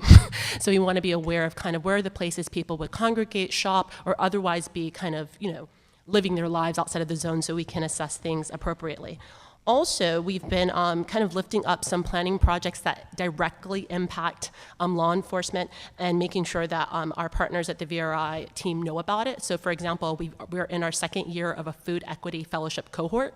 And from last year, they determined that this year's policy focus would be exclusively around corner stores. And as we know, corner stores themselves have been posing challenges for many communities. So they are in the phase of actually kind of synthesizing the recommendations from the fellows right now. It's near final, but one of the components of those sets of recommendations, beyond kind of the obvious healthy food scores and things like that, would be a public safety score around some of these businesses, of which over a fifth of them are located in, at least prior to adding Brooklyn, they were within the existing, at least a fifth of them were within the existing VRI zones. So that shows that there is a disproportionate amount of corner store activity in our VRI zones. Another project that I really wanted to lift up, and it's kind of been woven into all the testimony you've been hearing this evening, is that there's obviously a lack of social capital in the VRI zones, because these are also areas that have historically experienced disinvestment, right? So these are places where community members would like to attract positive businesses, would like to be better able to see how they can get rid of businesses that are not meeting their needs, and so forth and so on. So in many ways, we realize that as a planning agency, we're often focused on building up the built environment, but you can't really build a community just with buildings. You're going to have to build up people and build up their capacity. So this fall, we'll be launching a resident planning academy. The applications are not due till the 27th, so still another opportunity if there are people in your respective districts, particularly in the VRI zones, or in neighborhoods that overlap with the zones, because we know some neighborhoods have a portion of the zone, for example, like Park Heights.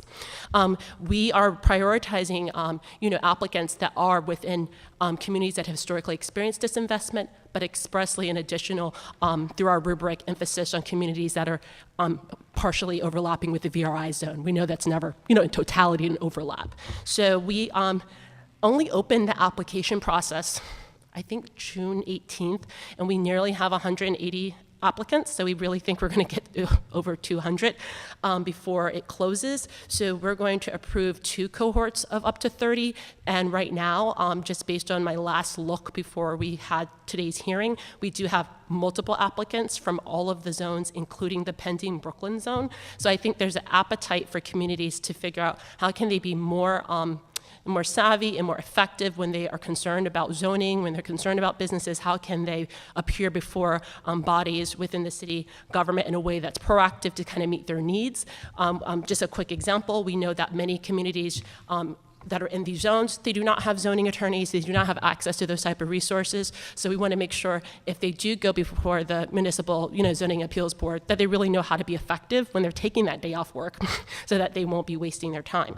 So we feel that our role is really kind of unique around working with our comprehensive planners who do know a lot of these community leaders very well. We maintain the community association database for the city, but that's entered in by individuals, so we can't really say you can't enter it, but our planners have been working closely with the Office of Neighborhoods in the mayor's office to make sure that when we're prioritizing meetings, they're active meetings, they're meetings that really are in the pipeline, and they're with organizations that are really having kind of robust activity. We want to make sure that we're meeting the needs of community members that have been invested way before we launched the VRI efforts. So that is the last thing I wanted to highlight, but I will give the floor to my colleague, Mr. White, with the Mayor's Office of Neighborhoods, because we did collaborate with him to kind of create a calendar of meetings to attend, of which our comp planners are part of that, but he has the metrics and he'll follow up with that, so I don't want to steal his thunder.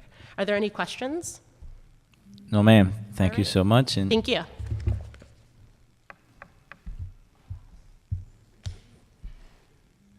Good evening, Mr. Chairman and committee members.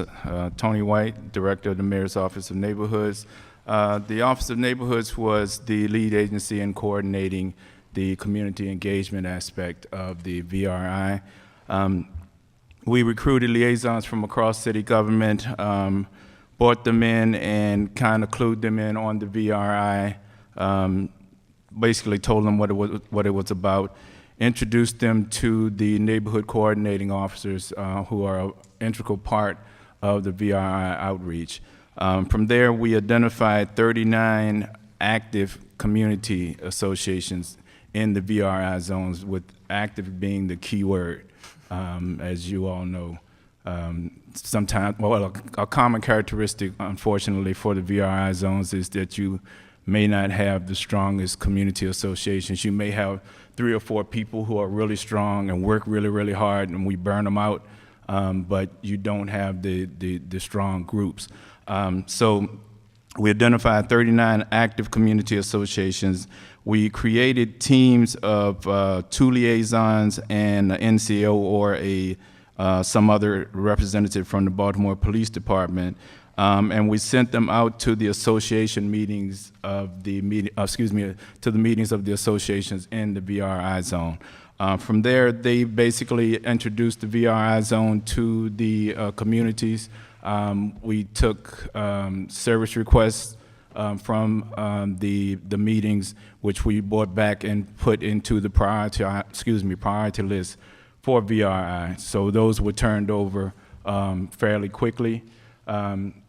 We got good response, actually, from the community leaders, and when we went back in May to follow up on the SRs and report on the SRs that we had gotten from the previous month, it was a good report, and we had closed out quite a bit of those. So that basically that direct communication is still ongoing. The folks basically in the community have started using the VRI tools, 311, 911, the surveys, and of course the community walks. So we think we've experienced a certain measure of success because we've gotten more engagement and more activity. That's basically. Thank you, sir. Thank you. I'd just like to say thank you for the opportunity to present on the performance of the VRI, and on behalf of the agencies, I'd just like to say thank you for the input tonight, and we look forward to closer collaboration on performance measurement as well as communications around the key activities. Yes, ma'am. Thank you, and thank you, everyone, for your hard work. The committee stands in recess.